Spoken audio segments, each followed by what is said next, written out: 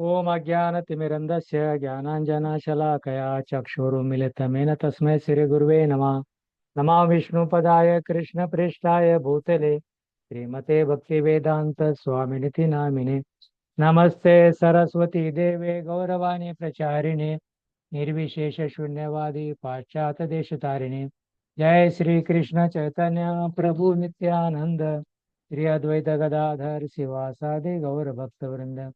हरे कृष्णा कृष्णा कृष्णा हरे हरे, हरे राम राम राम हरे हरे। हरे कृष्णा। ऐकायला येते प्रभूजी? बलभद्र राम प्रभूजी, यस यस. थँक्यू प्रभू। हरी बोल.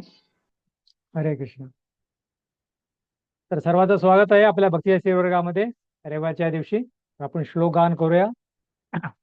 अन्याभिलाषिता शून्यं ज्ञान कर्माधनावृतम अनुकूलेन कृष्णानुशीलरं भक्तिरुत्तमा श्रुते स्मृते पुराणादि पंचरात्रे विदेविना एकांतिके हरेर्भक्तिरुत्पातेव कल्पते। या यस्य हरेर्दासे कर्मणा मनसा गिरा निखिलासवस्थासु जीवन्मुक्त स उच्यते।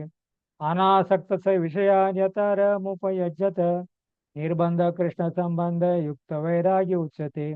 प्रापंचिकतया बुद्ध्या हरिसंबंधी वस्तुना मुमुक्षवी परित्यागो वैराग्य फल्गुकत्तते। आता श्रीकृष्ण नामादि न भवेत ग्राह्य इंद्रिये चेवोन्मुखे जीवादो सुमेव स्फूर्तद। सर्वोपादि विनिर्मुक्तं तत्प्रतेन निर्मलं ऋषिकेन ऋषिकेश सेवनं भक्तिरुच्यते।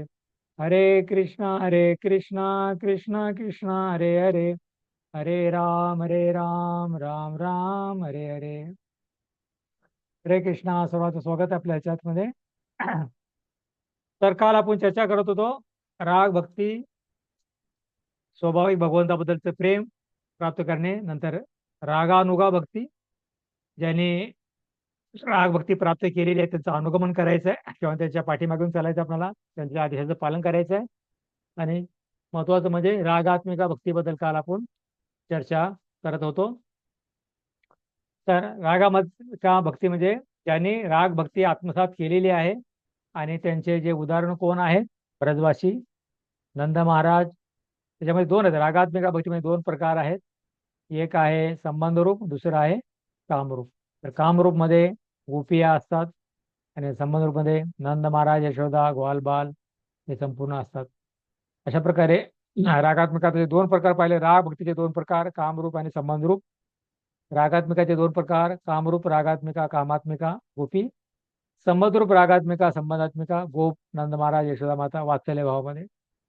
नंतर रागानुगाचे तीन प्रकार, रागानुगा आणि रागात्मिका आणि राग भक्ती. रागानुगाचे पण दोन प्रकार आहेत, कामरूप, संबंधरूप.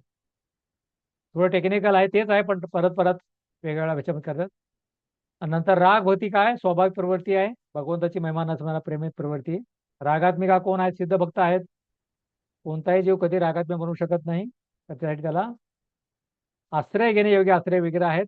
भगवंता जेव्हा आश्रय घेतो, भक्ताचा आश्रय घेतो किंवा जे ब्रजवासी आहेत त्यांचा ज्यावेळेस आश्रय घेतो, तर तो रागात्मिकाचा ज्यावेळेस आश्रय घेतो त्यावेळेस रागानुगा अनुसरण करून तो रागात्मिक भक्त बनतो. रागात्मिकाची लक्षणे आहेत, ज्यांना रागात राग भक्ती प्राप्त झालेली आहे त्याची लक्षणे आहेत. तो इष्ट कृष्णावर प्रेम करतो, तो नेहमी कृष्णा सोडून दुसरं काही प्रेम करत नाही आणि स्वयं सुपूर्त असतो. त्याला सांगावं लागत नाही की तुम्ही कृष्णावर प्रेम करा, नाही, स्वतः इच्छेने करतो आणि प्रेमामध्ये संपूर्ण मग्न असतो. तो 24 तास भगवंता नामस्मरणामध्ये असतो तो रागात्मिकाचे. तर आपण बघतो बऱ्याचशा जीवनामध्ये नेहमी राधे राधे म्हणत असतात ते, बाकीचे कुठल्याही त्याला कार्य करायची त्यांना गरज नसते, नेहमी राधे राधे ते मनात असतात. मग रागानुगा कोण आहे, जीव तत्व आहेत, सदैव रागात्मिकाच्या अधीन राहतील. रागात्मिका रागानुगामध्ये अंतर काय आहे, तर रागात्मिकामध्ये प्रेम तृष्णा सेवा तृष्णा अधिक आहे, रागानुगामध्ये फक्त सेवा तृष्णाच आहे. तर त्यामध्ये प्रेम तृष्णा वाढ करायची आहे. रागात्मिका आणि रागानुगा. तर म्हणून सुरुवातीला गुरु साधू शास्त्राचा अनुगमन वैद्य भक्ती केलं पाहिजे. आता आपल्याला ठीक आहे, राग भक्ती रागात्मिका किंवा रागानुगा प्राप्त करायचं आहे, तर काय करावं आपण सुरुवातीला? गुरुच्या आदेशाचं पालन करावं लागेल, साधू आहेत, शास्त्र आहेत, अनुगमनामध्ये वैद्य भक्ती करावं लागेल. अध्याय क्रमांक 2 ते 16 पर्यंत हे पण रागात्मिका साधना भक्तीच आहे, ह्याच्यामध्ये पण साधना करावी लागेल. तर 17, 18, 19 भाव आणि प्रेम भक्ती आहे. त्याच्यामध्ये पण विधिविधानाचं आपल्याला पालन करायचं आहे, 4 नियमाचं पालन करायचं आहे, 16 माळा जप करायचा आहे, शास्त्राचं अध्ययन करायचं आहे, गुरुच्या आदेशाचं पालन करायचं आहे.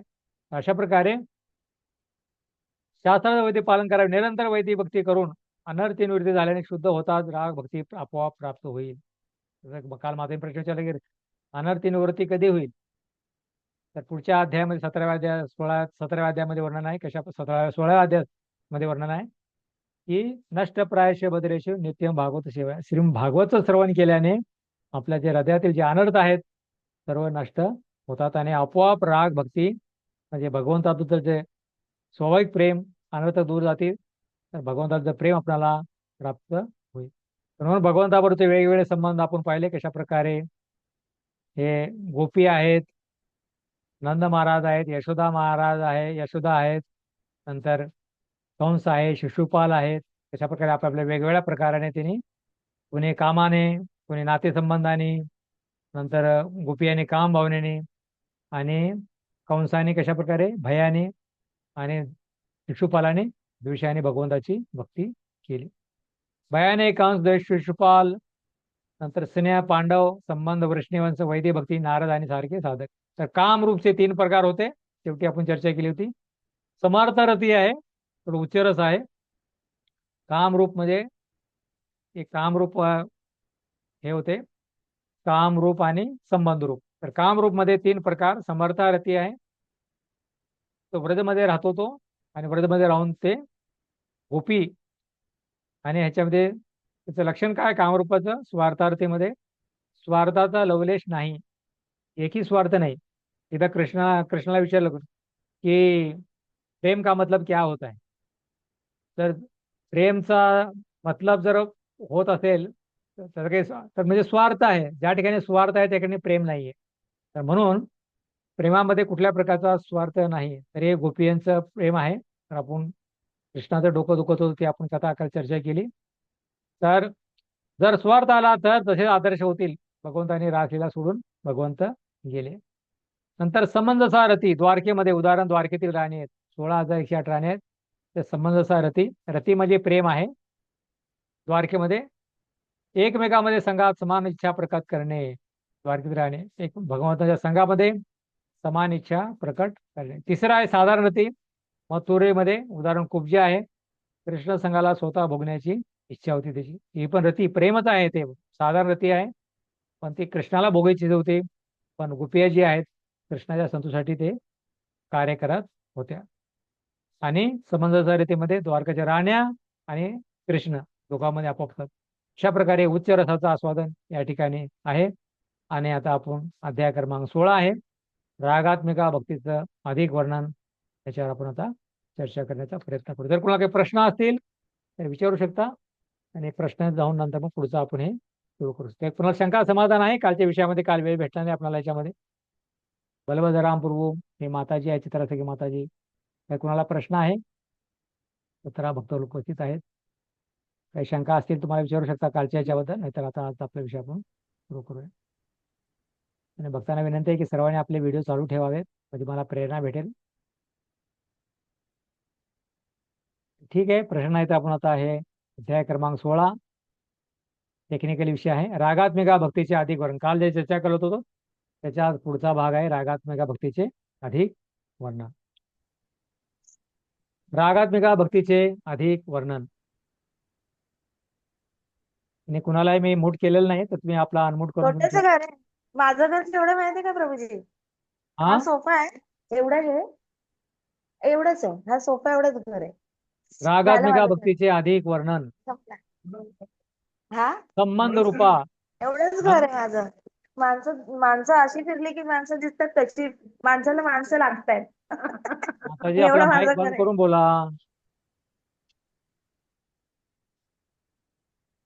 हरे कृष्ण वाचू प्रभू वाचू. हा विचार. पहिला प्रश्न, संबंध रूपा. हो. हरे कृष्ण. नंद महाराज आणि यशोदा माता यांच्यासारख्या व्रजजनांना मध्ये पूर्ण पुरुषोत्तम भगवान श्रीकृष्णांचे पिता आणि माता होण्याचा आदर्श दिव्य भाव आढळतो. खरे पाहता कोणीही श्रीकृष्णांचे माता अथवा पिता होऊ शकत नाही, परंतु ज्या भक्तांमध्ये अशा प्रकारचा दिव्य भाव असतो त्या भावाला श्रीकृष्णांचे वात्सल्य रसातील प्रेम असे समजले जाते. वृष्णीवंशीयांमध्येही श्रीकृष्णांचे द्वारकेतील कुटुंबीय अशीच भावना आढळते. श्रीकृष्णांकरता स्वाभाविक वात्सल्य रसातील प्रेम हे द्वारकेतील वृष्णवंशीय आणि वृंदावनातील व्रजवासी अशा दोघांमध्ये आढळते. वृष्णवंशीय आणि वृंदावनातील व्रजवासी यांनी प्रदर्शित केलेले स्वाभाविक कृष्णप्रेम हे त्यांच्यामध्ये नित्य स्थित असते. वैदिक भक्तीच्या स्तरावर असताना या प्रेमाची चर्चा करण्याची आवश्यकता नसते, कारण हे प्रेम अधिक प्रगत स्थितीमध्ये आपोआपच विकसित होणे आवश्यक असते. हरे धन्यवाद कृष्ण. गुरुजी, धन्यवाद. तर अशा प्रकारे हे संबंध रूपा जे आहे पहिलं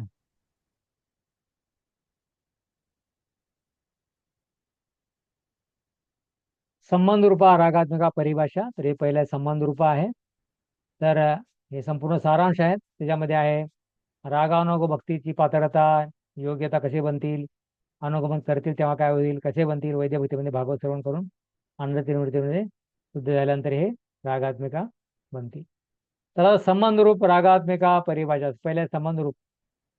तर हे जे आहे भगवान श्रीकृष्णाचे माता पिता किंवा त्यांचे संबंधी बनणे फार हा उच्चरच आहे.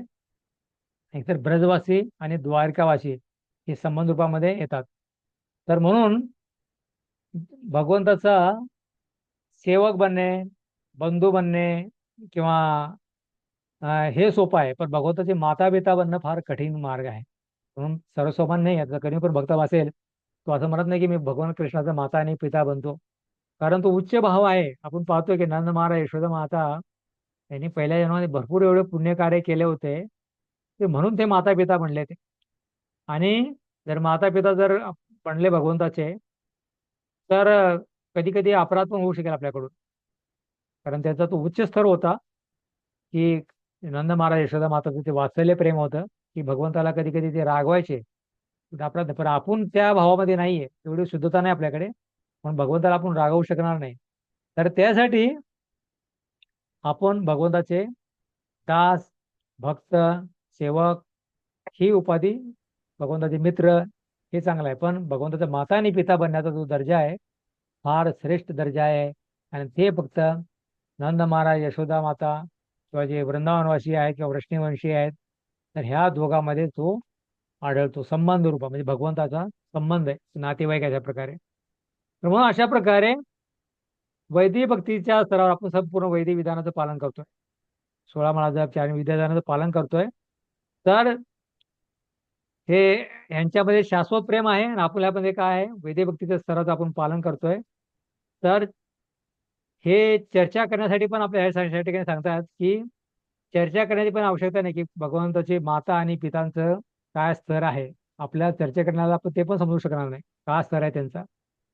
तर अशा प्रकारे हे जे उच्च जो रस आहे ह्याची आपण चर्चा करतोय, तर ते एक अभ्यासक्रमाचा भाग आहे. आणि राग भक्ती जरी की समजलं नसेल तर राग भक्ती किती श्रेष्ठ आहे, रागात्मिका, राग भक्ती किंवा रागानुगा किती श्रेष्ठ आहे, एवढं जरी आपल्याला ह्याच्यातून समजलं तरी आपल्याला पुरेसे आहे. आणि आपल्याला नाही समजलं तरी फक्त आपल्याला साधना भक्तीच हे करायची आहे. तर आता हे संबंधरूप रागात्मिका परिभाषा आहे की अशा प्रकारे भगवान श्रीकृष्णाचे माता पिता किंवा वृष्णीवंश हेच रागात्मिका भक्तीचे उदाहरण आहेत. आणि ज्यांनी भगवंताबरोबर जे प्रेम आहे आत्मसात केलेलं आहे त्याला राग म्हणजे आसक्ती, आत्मिका म्हणजे वृत्ती केलेला आहे, त्याला रागात्मिका म्हणलेलं आहे. आणि ज्याने भगवंताशी संबंध स्थापित केलेला आहे संबंध रूपाने, त्याला रागात्मिका भक्ती म्हणलेला आहे. दुसरा आहे रागानुगा भक्ती. तर रागानुगा भक्ती काय आहे, तर ज्यांनी रागात्मिका, रागात्मिका आणि रागानुगा हे 3 स्टेप आहेत असं. तर ज्याने रागात्मिका भक्ती प्राप्त केलेली आहे, भगवंतावर सहज प्रेम प्राप्त केलेले आहे, तर त्याचा जो साधक जो आहे काय करतो, अनुगमन करतो, त्याच्या मार्गावरून पुढे चालतो. ज्यांनी आचार्याने आपल्याला जे भगवंताबद्दल प्रेम प्राप्त झालेलं आहे ते आपल्याला दाखवतात कशा प्रकारे भगवंताची भक्ती केली पाहिजे, सेवा कशी केली पाहिजे. तर ते म्हणजे रागानुगा, रागानुगा भक्ती आहे. ज्याने राग भक्ती प्राप्त केलेली आहे त्याला अनुसरण करणे म्हणजे रागानुगा भक्ती आहोत. म्हणून काल चर्चा करतो की आपण रूपानुगा आहोत. रूप गोस्वामी आपला मार्ग दाखवलेला कशा प्रकारे भक्ती केली पाहिजे, अशा प्रकारे ते पण योग्यता काय आहे त्यासाठी रागानुगासाठी भक्तीची पात्रता. रागानुगा भक्तीसाठी पात्रता काय आहे? तर हे संबंधरूप रागात्मिका भक्तीमध्ये त्यांचा भगवंताबद्दल स्वाभाविक प्रेम आहे. त्यांना कुठल्या प्रकारच्या नियमाचं पालन करावं लागत नाही, कारण ते नित्यसिद्ध भक्त आहेत. तर रागानुगा भक्तीची पात्रता आहे दुसऱ्या पॅरेग्राफ मध्ये. तर कोणी वाचू शकतं दुसरा पॅरेग्राफ? मी रागानुगा भक्तीची, हा वाचा. रागानुगा भक्तीची पात्रता. वृष्णीवंशी व्रजवासी यांच्यासारख्या नित्यसिद्ध भगवत भक्तांच्या चरणचिन्हांचे अनुसरण करणाऱ्या व्यक्तींना रागानुगा भक्त असे म्हणतात. याचा अर्थ हे लोक या भक्तांची सिद्ध अवस्था प्राप्त करण्याचा प्रयत्न करीत असतात. रागानुगा भक्त भक्तीच्या विविध विधानांचे कठोरपणे पालन करीत नाहीत, परंतु त्यांच्या स्वभावानुसार ते नंद किंवा यशोदा यांच्यासारख्या एखाद्या नित्यसिद्ध भक्ताकडे आकर्षित होतात व त्यांच्या चरणचिन्हांचे आपोआप पालन करीत असतात. एखाद्या भक्ताच्या विशेष भावाच्या प्राप्तीसाठी ही इच्छा हळूहळू व या क्रियेला रागानुगा असे म्हणतात. धन्यवाद माताजी, एवढं पुरेसं आहे. रागानुग भक्तीची परिभाषा या ठिकाणी सांगितलेली आहे. आणि पात्रता काय आहे रागानुग भक्तीसाठी? रागानुग भक्तीसाठी पात्रता आहे की भगवत भक्ताच्या चरणचिन्हाचे अनुसरण करणाऱ्या व्यक्तीला रागानुग भक्ती असे म्हणतात. पात्रता आपण कसं पात्र बनवू शकतो? रागानुग भक्ती मला प्राप्त करायची आहे. वैष्णव व्रजवासी, द्वारकावासी किंवा ब्रजवासी हे नित्यसिद्ध भक्त आहेत. त्यांच्या चरणचिन्हाचं अनुसरण करा, म्हणजे त्यांनी जो मार्ग दाखवलेला आहे भगवंताची भक्ती कशी करायची, तर त्या मार्गावरून जर चाललो तर हे रागानुग भक्ती आपण प्राप्त करू शकतो. तर त्याच्या अगोदर कालचं मला एक सांगायचं राहिलं होतं की फार सुंदर एक हे होतं त्याच्या प्रकारे की गोपी याबद्दल थोडं तुम्हाला कालच्या विषयामध्ये घेऊन जातोय, कारण नंतर चर्चा होणार नाही. तर उद्धव आणि चैतन्य महाप्रभू गोपींचं गुणगान करतात. तर गोपींचं वर्णन आपण करतो की काम रूपा आणि संबंध रूपा, काम भावनेने भगवंताची हे केली, पण गोपींचं प्रेम जे होतं फार उच्च स्तरावरच होतं, ते आपण समजणं फार कठीण आहे. तर म्हणून उद्धवासारखे महान भक्त पण काय करत होते? गोपीच्या चरणचिन्हाचे अनुसरण करत होते. गोपी आता म्हणून गोपीर भरतो पदकमलो दास दास आणून म्हणले जातात. इस्कॉनचे भक्त कोण आहेत? गोपींच्या चरणकमलाच्या चरणकमलाचे दास दास आणून आपली पात्रता आहे. तर उद्धव ज्यावेळेस भगवंत द्वारकेमध्ये होते आणि गोपिया वृंदावनमध्ये होत्या, भगवंताच्या वीरामध्ये ते भक्ती करत स्मरण करत होत्या, तर भगवंताने उद्धवाला पाठवलं द्वारकेवरून की जा आणि गोपियांना काहीतरी संदेश देऊ नये. तर ज्यावेळेस उद्धव त्या ठिकाणी गेले आणि उद्धव भगवंताचे एकदम भाऊच आहेत आणि भगवंत एकदम घनिष्ठ आहेत, तर त्यावेळेस उद्धव ज्यावेळेस गेले तर त्यांनी पाहिलं, उद्धवला तर वाटलं की मी फार मोठा बुद्धिमान आहे, बृहस्पतीचा शिष्य आहे, भगवंताचा एकदम जवळचा हे आहे. उद्धव ज्यावेळेस गेले तर त्यावेळेस त्यांनी पाहिलं की गोपींची स्थिती पाहिली. गोपिया काय करत होत्या? 24 तास भगवंताच्या स्मरणामध्ये वेड्या झाल्या होत्या संपूर्ण. भगवंताने म्हटलं की मी आता थोड्या दिवसामध्ये परत येईल. आणि ती स्थिती पाहिली कृष्णा पुस्तकमध्ये फार सुंदर प्रकारे वर्णन आहे त्याचं. नंतर भगवंतापासून व्याकुळ झाल्या होत्या त्या संपूर्ण. त्यांना वाटलं की अरे हे कृष्णच आलेत. मग उद्धवाकडे आल्या आणि नंतर पाहिले की अरे हे कृष्ण नाहीत, दुसरा कोणतरी व्यक्ती आहे. परत भाव विभोर झाल्या. नंतर गायीची स्थिती उद्धवाने पाहिल्या, नंदगावमध्ये गायीची स्थिती पाहिली. तर गायी आपल्या गोठ्यामध्ये रडत होत्या आणि त्या रडत असताना त्याच्या डोळ्यात किती गायी होत्या? 9 लाख गायी होत्या नंद महाराज एकट्या. तर त्या गायी रडत होत्या, त्याच्या डोळ्यातून पाणी वाहत होतं, अश्रू वाहत होते आणि त्याची नदी वाहत होती. तर भगवंताच्या विरामध्ये हे रडत होत्या. नंतर नंद महाराज, यशोदा माता, तर त्यांना वाटतं की आपल्या हृदयामध्ये कुठल्या प्रकारचे प्राणच नाहीत. तर ही स्थिती ज्यावेळेस उद्धवाने पाहिली तर गोपींना वाटलं की ही उद्धवला वाटलं की गोपीची भक्ती फार शुद्ध आहे. म्हणून उद्धव म्हणले की आता मला काय केलं पाहिजे? गोपीच्या चरणाचे अनुसरण करण्याची मला इच्छा आहे. कारण गोपीच्या चरणाचं जर अनुसरण केलं तर कृष्ण संतुष्ट होतील.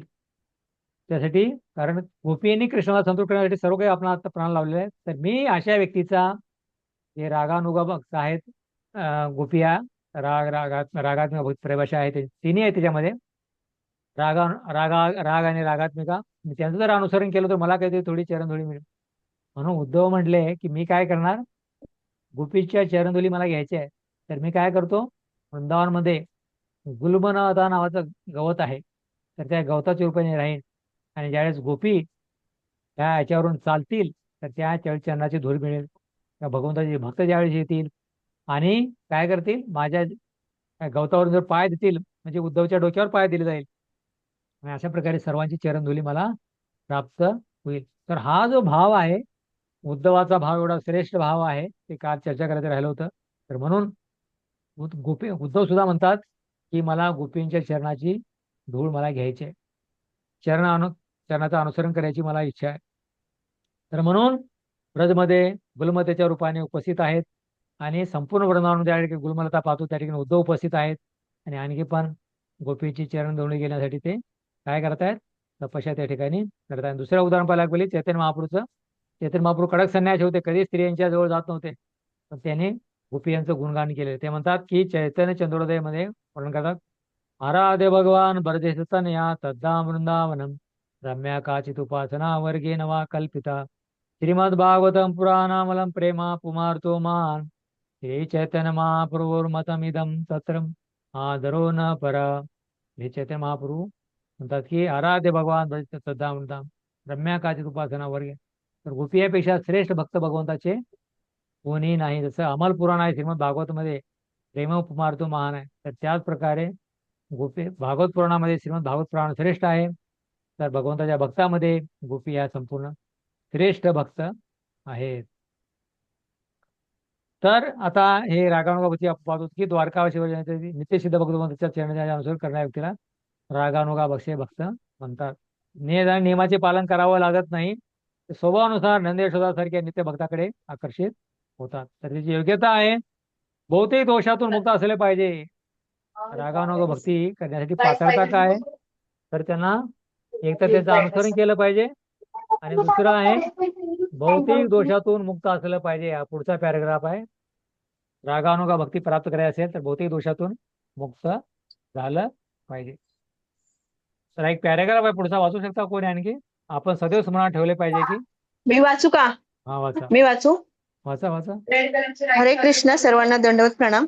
हे आपण सदैव स्मरणात ठेवले पाहिजे की भौतिक असून मुक्त झाल्याविना व्रजवासींच्या चरणचिन्हांचे अनुसरण करण्याची लालसा हृदयात निर्माण होणे शक्य नाही. भक्तीच्या विकास प्रक्रियेत अनर्थ निवृत्ती हा एक स्तर येतो.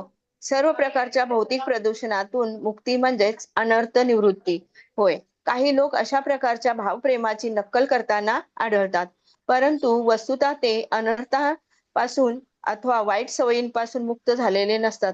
असे दिसून येते की एखादा तथाकथित भक्त स्वतःला नंद यशोदा किंवा गोपींचा अनुयायी म्हणून घोषित करतो आणि त्याच वेळी त्यांच्यामध्ये भौतिक काम जीवनाकरिता असलेले निंदनीय आकर्षण ही प्रदर्शित होत असते. दिव्य प्रेमाचे असे प्राकट्य म्हणजे केवळ नक्कल होय व ती पूर्णपणे अर्थशून्य असते. ज्यावेळी एखादा मनुष्य खऱ्या अर्थाने स्वाभाविकपणे गोपींच्या प्रेमाकडे आकर्षित होतो त्यावेळी त्याच्या चरित्रामध्ये भौतिक प्रदूषणाचा गंधही आढळत नाही. हरे कृष्ण. तर सुंदर वर्णन आहे कशा प्रकारे. योग्यता काय आहे, भौतिक दोषातून मुक्त असले पाहिजे. तर सहजासहजी प्रेम नाही, फक्त कपडे घालून किंवा राधे राधे म्हणून किंवा वृंदावनामध्ये राहू तर आपण हे रागात्मिका भक्ती किंवा गोपी आपण बनवू शकत नाही किंवा नंद महाराज यशोदापता बनणार नाही. तर त्यासाठी आपलं हृदय शुद्ध असलं पाहिजे, अनर्थ निवृत्ती असली पाहिजे. अनर्थ निवृत्तीचा स्तर पार केला पाहिजे. कुठल्याही प्रकारच्या हृदयामध्ये थोडा पण काम क्रोध लोभ मत्सर नसला पाहिजे. तर आपल्यामध्ये जर संपूर्ण जर असेल आणि आपण जर म्हणतो का ते बनवू, तर ते एक प्रकारचं ते देखावा होऊ शकते. कधी कधी लोक म्हणतात की सहजिया बनतात अशा प्रकारे वृंदावनमध्ये. एक ते भक्त आहेत आणि दुसरे सहजी आहेत. की सहजिया म्हणतात की ठीक आहे, काही नियमाचं पालन करायचं नाही, गांजा फुकायचं, बिडी पडायचं आणि काय करायचं, राधे राधे म्हणायचं, अशा प्रकारे काय काय ते पण प्रकार आहे.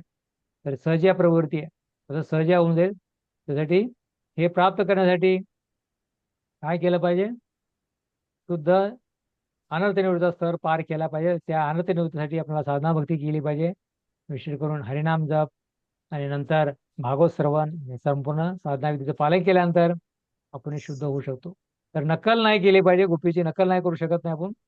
तर नक्कल केलं तर सहजा वृत्ती प्राप्त करतात, पूर्ण शुद्ध झाल्याशिवाय तो स्तर प्राप्त होऊ शकत नाही. पूर्ण शुद्ध झाल्याशिवाय गोपी नंद महाराज किंवा ब्रज असे आपण बनवू शकत नाहीत. तसंच फक्त गोपी ड्रेस घातला तर आपण गोपी बनवू शकत नाही. गोपींची भावना फार महत्वपूर्ण आहे.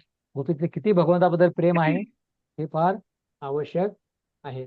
तर म्हणून ज्याच्या चरणाचे अनुसरण करावे लागेल, म्हणून त्यांच्या चरणाचे अनुसरण करावं लागेल. कुणाच्या? गोपीर भरतू पदकमल दास दास अनुदास.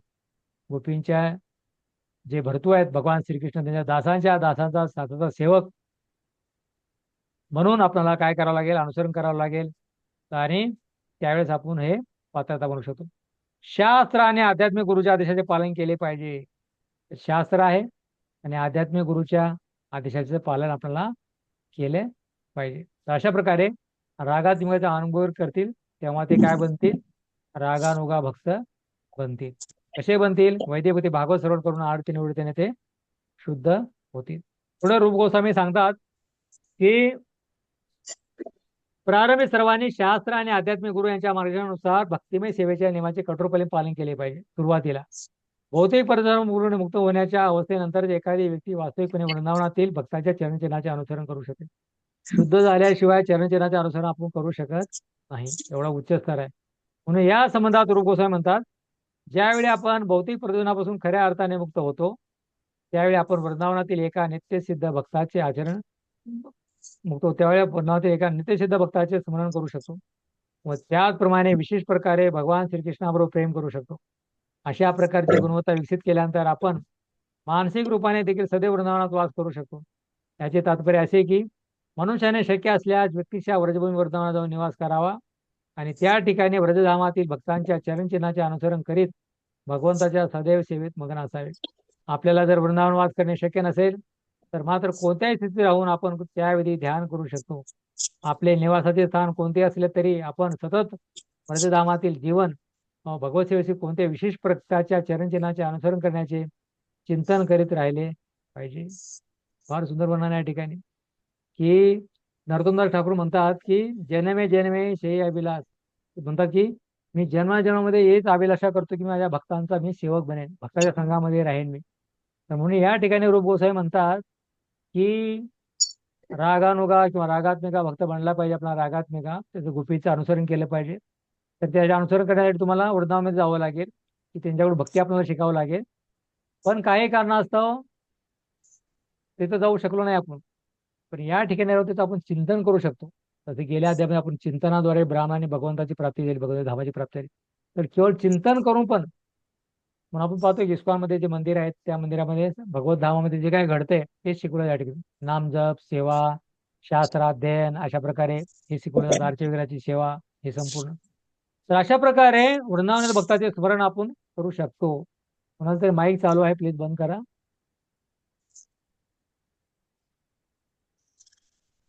जयंत कुलकर्णी प्रभू आणि हे आपले हे माताजी आहेत ते आपले माईक बंद करायचे.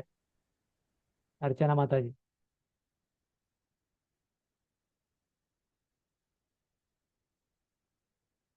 तर वृंदावनातील भक्ताचे स्मरण करू शकतो. त्या ठिकाणी घ्यायचं सोपं आहे वृंदावनामध्ये. पण जरी शक्यता नसेल आपल्याला जाण्याची तर मानसिक रूपाने पण वृंदावनात निवास करू शकतो. या ठिकाणी राहून वृंदावनाचा निवास करू शकतो.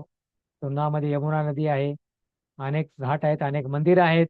भगवंताच्या लीलाचं आपण या ठिकाणी स्मरण करू शकतो. वृंदावनात निवास करावा आणि भगवंताच्या भक्ती सेवेत मग्न असावे.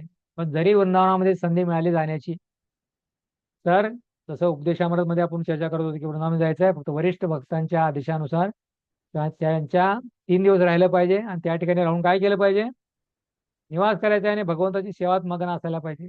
त्या ठिकाणी जाऊन कुठल्या प्रकारचा व्यवसाय नाही करायचा आहे, निंदा नाही करायचा आहे, भौतिक कार्य नाही करायचं आहे. म्हणून वृंदावन फार पवित्र भूमी आहे. निवास करावा पण भगवंताच्या सेवेत तिथं मग्न राहावे. म्हणून प्रगत भक्ताने पण नवोदित भक्ताप्रमाणे वागले पाहिजे आणि साधना भक्तीच्या नियमाचे पालन त्यांनी केले पाहिजे. म्हणून किती जरी प्रगत भक्त असेल, 25-30 वर्षापासून भक्तीमध्ये आहे, तर त्यांनी म्हणलं नाही पाहिजे अरे मी एवढा सिनियर भक्त आहे तर मला विधिविधानाचं पालन काय करायचं आहे, मला 16 माळा जप करायची काय आवश्यकता आहे, नियमाचं पालन करायचं मी काही पण म्हणू शकतो, राधे राधे म्हणून रस्त्यावर चालू शकतो. तर नाही, तर त्यांनी नवोदित भक्ताप्रमाणे वागले पाहिजे आणि साधना भक्तीच्या संपूर्ण 64 जे साधना आहेत, नियम आहेत, साधना भक्तीचे नियम आहेत त्याचं पालन केलं पाहिजे. त्यात प्रमुख 5 आहेत आणि सर्वात प्रमुख म्हणजे 1 भगवंताबद्दल श्रवण करणे. तर म्हणून सिद्ध प्रणालीबद्दल जागरूक असणे आवश्यक आहे. हा उच्च रस या ठिकाणी दिलेला आहे. तर आता म्हणून ते रूप गोस्वामी या ठिकाणी सांगतात की आपल्याला रागानुगा भक्ती प्राप्त करायची आहे. तर वृंदावनमध्ये जायचं आहे किंवा ब्रजवासी आहेत किंवा जे गोपी आहेत त्यांच्या चरणाचं आपलं अनुसरण करायचं आहे आणि अशाद्वारे आपण हे भक्ती प्राप्त करू शकतो. आणि हे कशा प्राप्त होईल, अनृत्यवृत्ती शुद्ध झाल्यानंतरच प्राप्त होते. जर शुद्ध नसेल आपण तरी आपण प्राप्त करू शकत नाही. आता पुढे आहे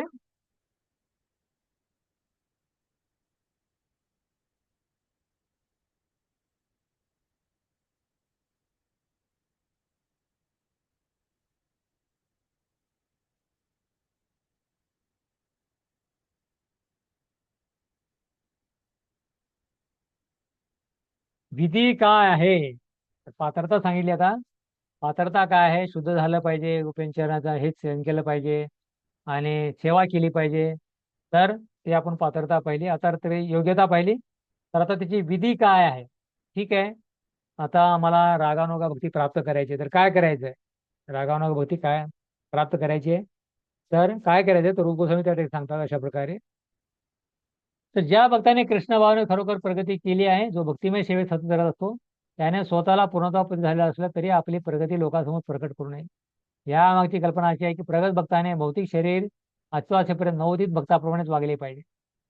अगदी शुद्ध भक्ताने देखील साधना भक्तीच्या नियमाचे पालन केलेच पाहिजे. तथापि ज्यावेळी त्याला भगवंताविषयीच्या आपल्या खऱ्या संबंधाचे ज्ञान होते त्यावेळी तो साधना भक्तीची सेवा तशीच कार्यरत ठेवून भगवंताच्या एका विशेष पार्षदाच्या मार्गदर्शनाखाली आपल्या अंतरात हृदयामध्ये भगवंताचे सतत चिंतन करू शकतो. अशा प्रकारे त्या पार्षदाचे अनुगमन करीत असताना तो आपल्या दिव्य भावनांचा विकास करू शकतो.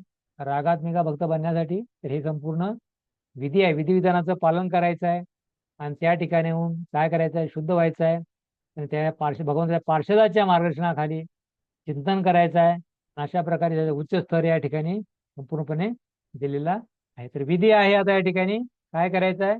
काय करायचं आहे. त्या ठिकाणी व्रतमध्ये जायचं आहे. व्रतमध्ये राहा. वृंदावनमध्ये जाऊन राहिले पाहिजे. मानसिक दृष्ट्या किंवा व्यक्तिदृष्ट्या वृंदावनमध्ये राहिले पाहिजे. तर हे रागात्मिका जो भक्ती आहे प्राप्त करण्यासाठी व्रतमध्ये राहायचं आहे विधी. तर दुसरा आहे कसे करावे. तर 2 रूपामध्ये व्रतमध्ये राहायचं आहे. तर किती रूपामध्ये. 2 रूपामध्ये. एक रूप आहे साधक रूप आणि दुसरं आहे सिद्ध रूप. 2 रूपामध्ये व्रतमध्ये. तर आपण जर सिद्ध नाही साधक रूप आहे साधना भक्ती करून व्रतमध्ये राहिलं पाहिजे. जे सिद्ध रूप आहेत वृंदावनामध्ये राहून त्यांना साधना करायची आवश्यकता नाही. भगवंताबद्दल सहजच प्रेम आहे त्यांना. आपण त्यांना कधी म्हणत नाही 16 माळा जप करतायत किंवा नियमाचं पालन करतायत काही नाही. ते अगोदरच भक्त आहे सिद्ध आहे ते त्यात नित्यसिद्ध भक्त आहेत ब्रजवासी. त्यांना भक्ती करायची आवश्यकता नाही. म्हणजे साधक रूप आहे आपल्यासारखे लोक त्यांना साधनाचं पालन जीवनामध्ये करावे लागेल.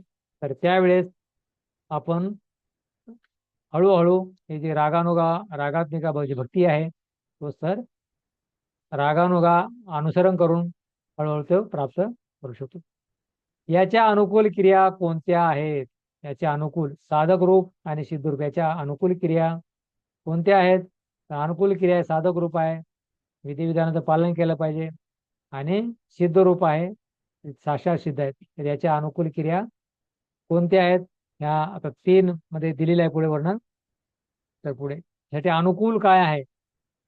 तर आता पुढे वर्णन आहे की रागानुगाचे 3 प्रकार. रागानुगाचे 2 प्रकार दिलेत. हे काल पण होतं आता आज पण आहे परत त्याचं विस्तारित वर्णन दिलेलं आहे. म्हणून काही भ्रमित व्हायची आवश्यकता नाही. जेवढं समजा तेवढं आवश्यकता आहे.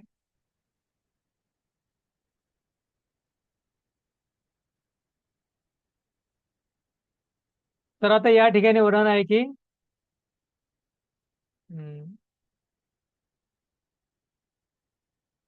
रागानुगाचे 2 प्रकार आहेत. कामानुगा आणि संबंधानुगा. कामानुगा म्हणजे ज्याने काम भावनेने काय केलं. ज्यांनी रागात्मिका भक्ती प्राप्त केलेली आहे त्याचं अनुगमन केलं त्या कामानुगा झाले. त्यांनी संबंध रूपाने भगवंताची काय केलं. नंद महाराज यशोदा गोपालक त्या संबंधानुगा त्यांचं ज्यावेळेस ते अनुसरण केलं तर ते संबंधानुगा म्हणले आणि गोपीचं ज्यावेळेस त्याने अनुसरण केले ते कामानुगा म्हणले. तर अशा प्रकारे रागानुगाचे हे 2 प्रकार आहेत. रागात्मिका त्यानंतर रागानुगा म्हणजे अनुसरण करणे.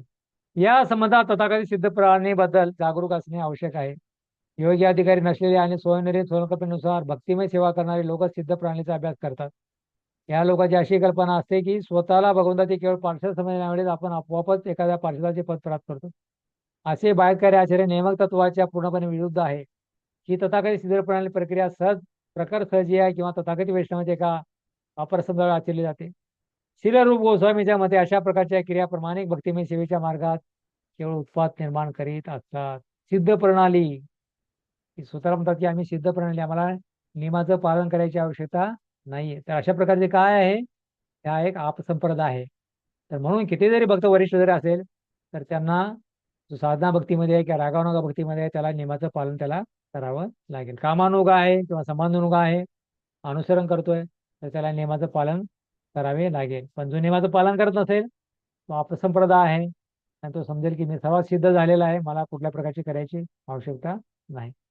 म्हणून आता पुढे रूप गोस्वामी म्हणतात की कशा प्रकारे महान विद्वान आचार्याचे मत आहे की भगवान श्रीकृष्ण उत्स्फूर्त प्रेमाचा उदय झाल्यावरही मनुष्याने नियामक तत्वाचे पालन करीतच राहावे.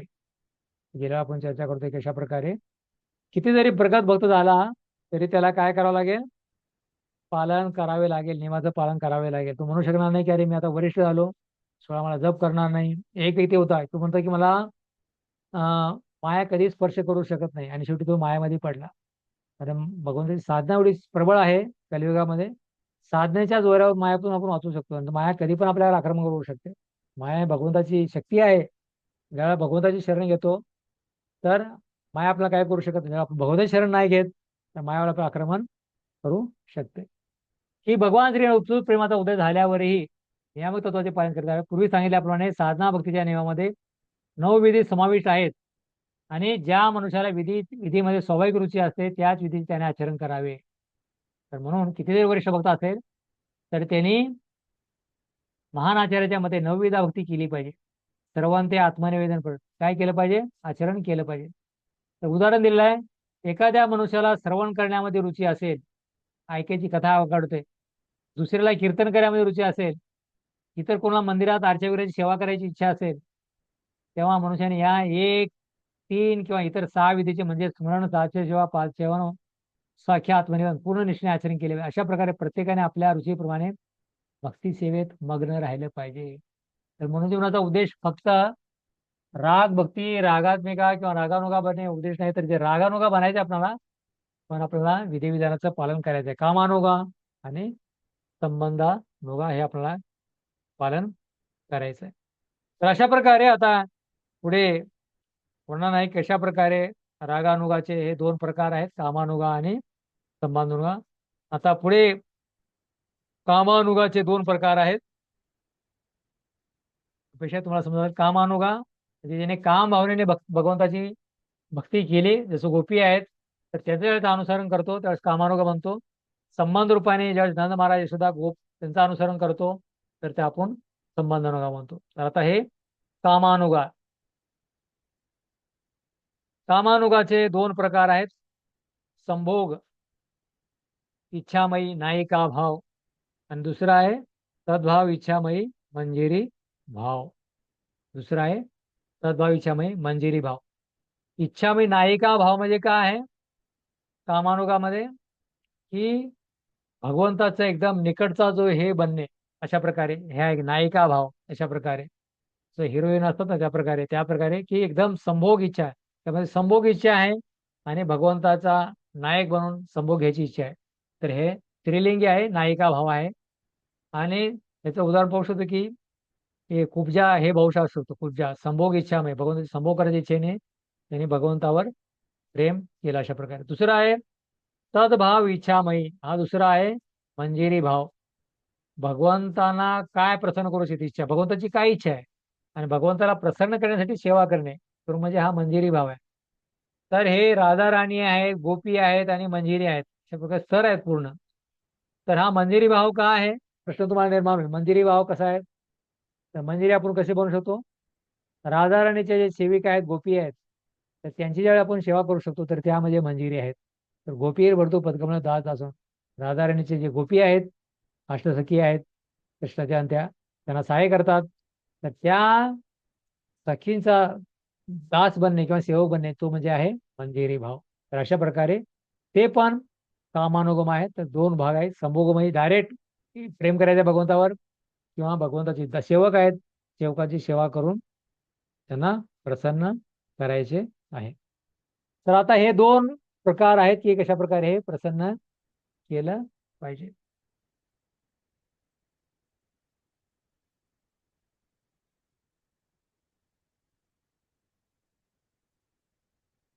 तर पुढे आहे कसे वाढ होते याच्यामध्ये. नायिका भाव किंवा मंजिरी भाव, कोणाला नायिका बनायचं आहे किंवा मंजिरी बनायचं आहे, तर अनेक आपले आचार्य आहेत मंजिरी भावामध्ये, गोलोक वृंदावनामध्ये आहेत. तसे भक्तिदान ठाकूर महाराज रूप मंजिरीच्या रूपामध्ये आहेत. अनेक अनेक मंजिरीच्या भावामध्ये त्या ठिकाणी सेवा करतात. डायरेक्ट भगवंत सेवा नाही, भगवंत सेवकाची सेवा करतात. त्यामध्ये कशी वाढ होते, त्याला पुरुष मिळवू शकतो का. तर मंजिरी म्हणजे असं म्हणू शकतो की फक्त स्त्रीच मंजिरी बनवू शकते का, नाही, त्याला पुरुष त्याला मिळवू शकतो का, हा प्रश्न आहे. कशी वाढ होते आणि याला पुरुष मिळवू शकतो, कशी वाढ होते त्याचं पण वर्णन पुढे दिलेलं आहे. आणि याला पुरुष मिळवू शकतो का, उदाहरण दिलेलं आहे या ठिकाणी. दंडकारण्याचे ऋषी मुनी, दंडकारण्याचे ऋषी मुनी. तर हा पॅरेग्राफ आहे पान नंबर 140 वर माधुर्य रतीमध्ये, शेवटचा पॅरेग्राफ आहे. बलभद्र राम तुम्ही वाचू शकता. माधुर्य रतीचा शेवटचा खालचा पॅरेग्राफ, श्रीकृष्णाविषयी माधुर प्रेमाचा उदय, हा वाचायचा. वाचा, आहे पुस्तक बलभद्र राम प्रभूजी. हो हो हो हो. हा वाचा. दंडकारण्यातील ऋषींच्या कथेचे अधिक स्पष्टीकरण याप्रमाणे देता येईल. ज्यावेळी प्रभू रामचंद्र दंडकारण्यात निवास करीत होते, त्यावेळी भक्तिमय सेवा करणारे तेथील ऋषीमुनी त्यांच्या सौंदर्यावर मुग्ध झाले आणि त्यांच्या मनात त्वरित वृंदावनातील गोपींचा विचार आला, कारण त्या गोपी भगवान श्रीकृष्णांसमेत माधुरी रसाचे आस्वादन करीत असत. या ठिकाणी हे स्पष्ट आहे की दंडकारण्यातील ऋषींना गोपींसारखेच माधुर्य प्रेमाचे आस्वादन करायचे होते आणि त्यांना हे पूर्णपणे ज्ञात होते की श्रीकृष्ण आणि प्रभू रामचंद्र हे एकच भगवान आहेत. त्यांना माहित होते की प्रभू रामचंद्र हे एक आदर्श राजा आहेत व त्यांनी एक पत्नी व्रत घेतले आहे, तथा भगवान श्रीकृष्ण हे पूर्ण पुरुषोत्तम भगवान असल्यामुळे ते वृंदावनामध्ये आपल्या सर्वांच्या इच्छा पूर्ण करण्यास समर्थ होते. भगवान श्रीकृष्णांचे रूप प्रभू रामचंद्राच्या रूपाहून अधिक आकर्षक आहे हेही मुनींना माहित होते. म्हणून त्यांनी अशी प्रार्थना केली की पुढच्या जन्मात आपण गोपी होऊन श्रीकृष्णांचा संग घेऊ. यावर प्रभू रामचंद्रांनी मौन धारण केले व या मौनाद्वारे त्यांनी ऋषीमुनींच्या प्रार्थनेला संमती दिली. अशा प्रकारे या मुनींना प्रभू रामचंद्रांनी असे वरदान दिले, तुम्ही भावी जन्मात भगवान श्रीकृष्णांच्या संपर्कात येऊ शकाल. या आशीर्वादाचे फळ म्हणून या सर्वांनी आपल्या पूर्वजन्मातील इच्छेप्रमाणे गोकुळातील गोपींच्या उदरी स्त्रियांच्या रूपाने जन्म घेतला. त्यानंतर ते गोकुळ वृंदावनात उपस्थित असणाऱ्या भगवान श्रीकृष्णाच्या संपर्कात येण्याचा आनंद घेऊ शकले. अशा प्रकारे भगवान श्रीकृष्णांसमवेत माधुर्य प्रेमाच्या विनिमयाची दिव्य भावना उदित करून त्यांनी आपले मानव जीवन सार्थक करून घेतले. धन्यवाद प्रभूजी. पुढे वाचायचं. नाही, एवढं पुरेसं, एवढं पुरेसं, ह्याच्यामध्ये एवढं पुरेसं आहे. तर या ठिकाणी एक प्रश्न होता की त्याच्यामध्ये कशी वाढ होते, तर ते एक आहे की साधनाच केली पाहिजे. तर मग ह्या मंजिरी भाव किंवा नायिका भाव हा पुरुष प्राप्त करू शकतो का, पुरुष पण करू शकतो, असं नाही की फक्त स्त्रियाच होऊ शकत नाही, पुरुष पण मंजिरी भाव नायिका भाव होऊ शकतो, किंवा पुरुष पण काय हा भाव जो आहे, असं नाही की पुरुष पण तो गोपी ड्रेस घालून तो फिरत, तो प्रकार नाहीये. पण जो भाव आहे गोपींचा भाव, मंजिरी वे किंवा नायिका भाव, हा पुरुष पण प्राप्त करू शकतो. तर हे उदाहरण आहे दंडकारण्याची ऋषीमुनी, की फार सुंदर या ठिकाणी प्रभुपादांनी विस्तारितपणे त्या 2 पॅराग्राफ दिलेला आहे. की त्यावेळी प्रभू रामचंद्र दंडकार्यामध्ये आले होते, की सीतामातेला परमात्मा वनवास झाला, तर दंडकार जे ऋषी होते किती होते, दंडकार म्हणजे आजचं जे नाशिक आहे संपूर्ण दंडकारण्य, संपूर्ण नाशिक ते पूर्ण चित्रकूटपर्यंत संपूर्ण दंडकारण्य पाडत. तर त्यावेळेस ऋषीमुनी त्या ठिकाणी तपस्या करत होते. त्यावेळी प्रभू रामचंद्र सीता त्या ठिकाणी आले, तर त्यांच्या सौंदर्यावर आकर्षित झाले संपूर्ण ते. आणि त्यांना एवढं आकर्षित झाले, त्यांची इच्छा झाली की ते गोपी मंजिरी भाव किंवा नायिका भावामध्ये आले. आणि ते म्हणले की आम्हाला तुमच्याबरोबर काय करायचं आहे, विवाह करायचा तुमच्याबरोबर, तुमचा आम्हाला पत्नी बनायचं आहे. म्हणजे गोपी हे ऋषी होते, संपूर्ण ऋषीचारी गोपी आणि मुनीचारी गोपी ह्या सर्व गोपी होत्या, आणि ते त्या ठिकाणी तपस्या करत होत्या. तर ते म्हणले की आम्हाला तुमचं हे करायचं आहे.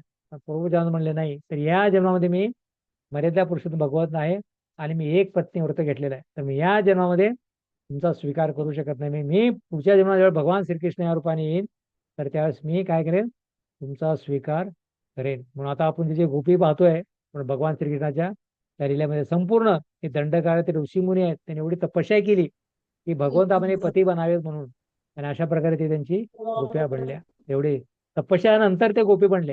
असं नाही सहज सहज आपण इथं राहून आणि डायरेक्ट वृंदावन जाऊ आणि गोपी बनू, राधे राधे म्हणून, तर तेवढं सोपं मार्ग नाहीये. तर भरपूर त्यासाठी त्यांना तपस्या करावी लागली, आणि तपस्या केल्यानंतर त्याने अशा प्रकारचा जो स्तर जो आहे नायिका भाव किंवा मंजिरी भाव हा त्यानेही काय केला, प्राप्त केला. तर म्हणून याला पुरुष पण त्याला प्राप्त करू शकतो. कुठला? नायिका भाव आणि मंजिरी भगवंताचा बनू शकतो.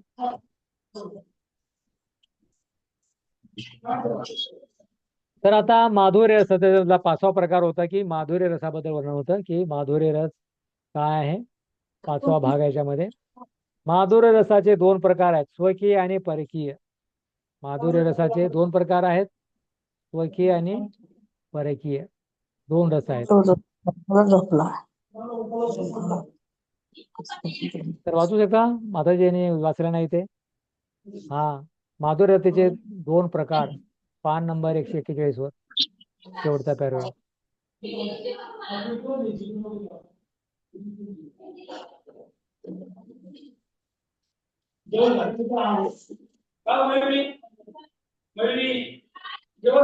वाचू प्रभूजी? हा, वाचा वाचा, कोणीतरी वाचा. माधुर्य रतीचे 2 प्रकार आहेत, पती पत्नीचे स्वकीय आणि प्रियकर तथा प्रियतम यांच्यातील परकीय प्रेम. जो भक्त भगवान श्रीकृष्णांशी पत्नीच्या प्रेमाने संबंध ठेवून माधुर्य रतीचा विकास करतो त्याला द्वारकेची प्राप्ती होते. त्या ठिकाणी तो भगवान श्रीकृष्णांच्या राणीचे पद प्राप्त करू शकतो. जो प्रियतमेच्या रूपाने भगवान श्रीकृष्णांशी माधुर्य रतास करतो तो गोलोक वृंदावनाची प्राप्ती करतो. त्या ठिकाणी त्याला गोपींचा सहवास मिळतो आणि तो श्रीकृष्णांसमवेत प्रेममय लीलांचे आस्वादन करू शकतो. एक गोष्ट मात्र आपण ध्यानात ठेवली पाहिजे की गोपी किंवा राणीच्या रूपातील कृष्ण प्रेम केवळ स्त्रियांपुरतेच मर्यादित नसते. दंडकारण्यातील ऋषींच्या उदाहरणानुसार पुरुष देखील अशा प्रेमभावना विकसित करू शकतात. जर एखाद्याने केवळ माधुर्य रतीची इच्छा केली परंतु गोपींच्या चरण चिन्हांचे अनुसरण केले नाही तर त्याला द्वारकेमध्ये भगवान श्रीकृष्णांचा सहवास प्राप्त होतो. धन्यवाद माताजी.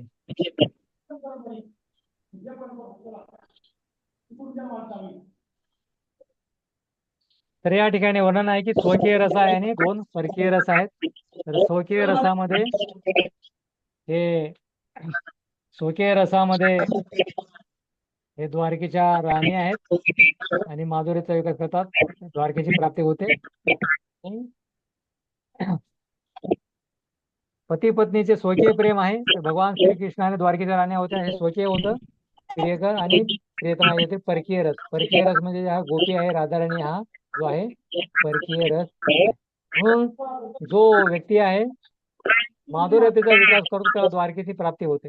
माधुर्यतेचा विकास करतो त्याला द्वारकेची प्राप्ती होते. व्यक्ती असेल द्वारकेत तो राणी बनतो. आणि नंतर जो परकीय रसाचा जो आस्वादन करतो तो माधुर्याचा विकास करतो आणि त्याला गोलोक वृंदावनाची प्राप्ती होते आणि गोपीचा सहवास त्याला प्राप्त होतो. तर अशा प्रकारे माधुर्य रसाचे 2 प्रकार आहेत, स्वकीय रस आणि परकीय. स्वकीय म्हणजे विवाहित, परकीय म्हणजे विवाह नसलं. अशा प्रकारे ते म्हणजे गोपीचं आणि राधाराणीचं प्रेम आहे परकीय रस. अशा प्रकारे ज्या प्रकारे वृंदावनाची आपण हे केलं, वृंदावनाची प्राप्ती होईल.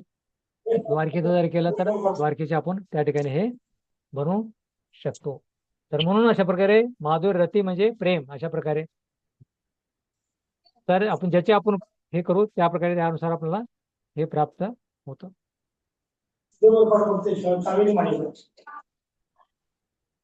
तर स्वकीय प्रेम पती पत्नीचे प्रेम आहे, द्वारकेतील राण्या प्रियकर तथा प्रियतमा वृंदावनातील गोपी. तर संबंध आहे पत्नीच्या प्रेमाने विकास झालेली प्राप्ती होते, राणी प्राप्त होते. आणि संबंध प्रियतमाने माधुर्यते विकास करून गोलोक वृंदावनाची प्राप्ती होते. गोपिया सहवास आणि श्रीकृष्णाच्या मध्ये आस्वादन करतो. तर संबंधानुगा 2 प्रकार आहेत. आता परत माधुर्य रसाबद्दल पाहिला होता. संबंधानुगा 2 प्रकार आहेत. त्याला आता उन्हाळा लागल. प्रभूजी कोणाचा तरी माईक चालू आहे, मग तुमचा आवाज नाही, त्यांचाच आवाज जास्त येतोय. ठीक आहे सर्वांना.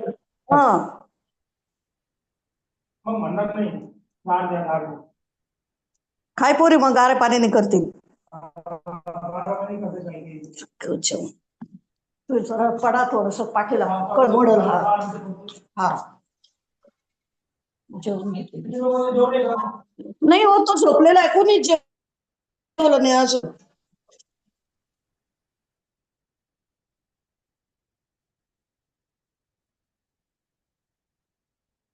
हरे कृष्ण. एक चूक करणार सर्वांना आपल्याला हे करावं लागतं संपूर्ण. आता संबंधानुग आहे, दोन प्रकार आहेत संबंधानुगाचे. संबंधानुगाचे दोन प्रकार आहेत. पान नंबर हे वात्सल्य आणि साख्य, भगवंताची माता पिता बनणे किंवा भगवंताचा सखा बनणे हे संबंध आहे. तर महाकुर्मपुराणात असे म्हटलंय की अग्नीचे पुत्र असलेल्या महान ऋषींना भगवान श्रीकृष्णाची माधुर्यते विकसित करण्याची इच्छा होती आणि त्यासाठी त्यांनी कठोर नियमाचे पालन केले. परिणामात पुढील जन्मात त्यांना सर्वश्रेष्ठीचे गुणसार असणारा वासुदेव भगवान श्रीकृष्णाचा संग लाभला आणि त्या सर्वांना ते पतिरूपात प्राप्त झाले. तर अशा प्रकारे हे पण वर्णन आहे. अग्नीचे पुत्र पूर्णरती विकसित केली आणि पुढच्या जन्मामध्ये ते तिकडे संघ लाभला आणि सर्वांना ते पतिरूपात प्राप्त झाले. तर वात्सल्य आणि सख्य भाव आहे. संबंधानुगा दोन प्रकार आहे. एक आहे वात्सल्य आणि दुसरा आहे सख्य भाव.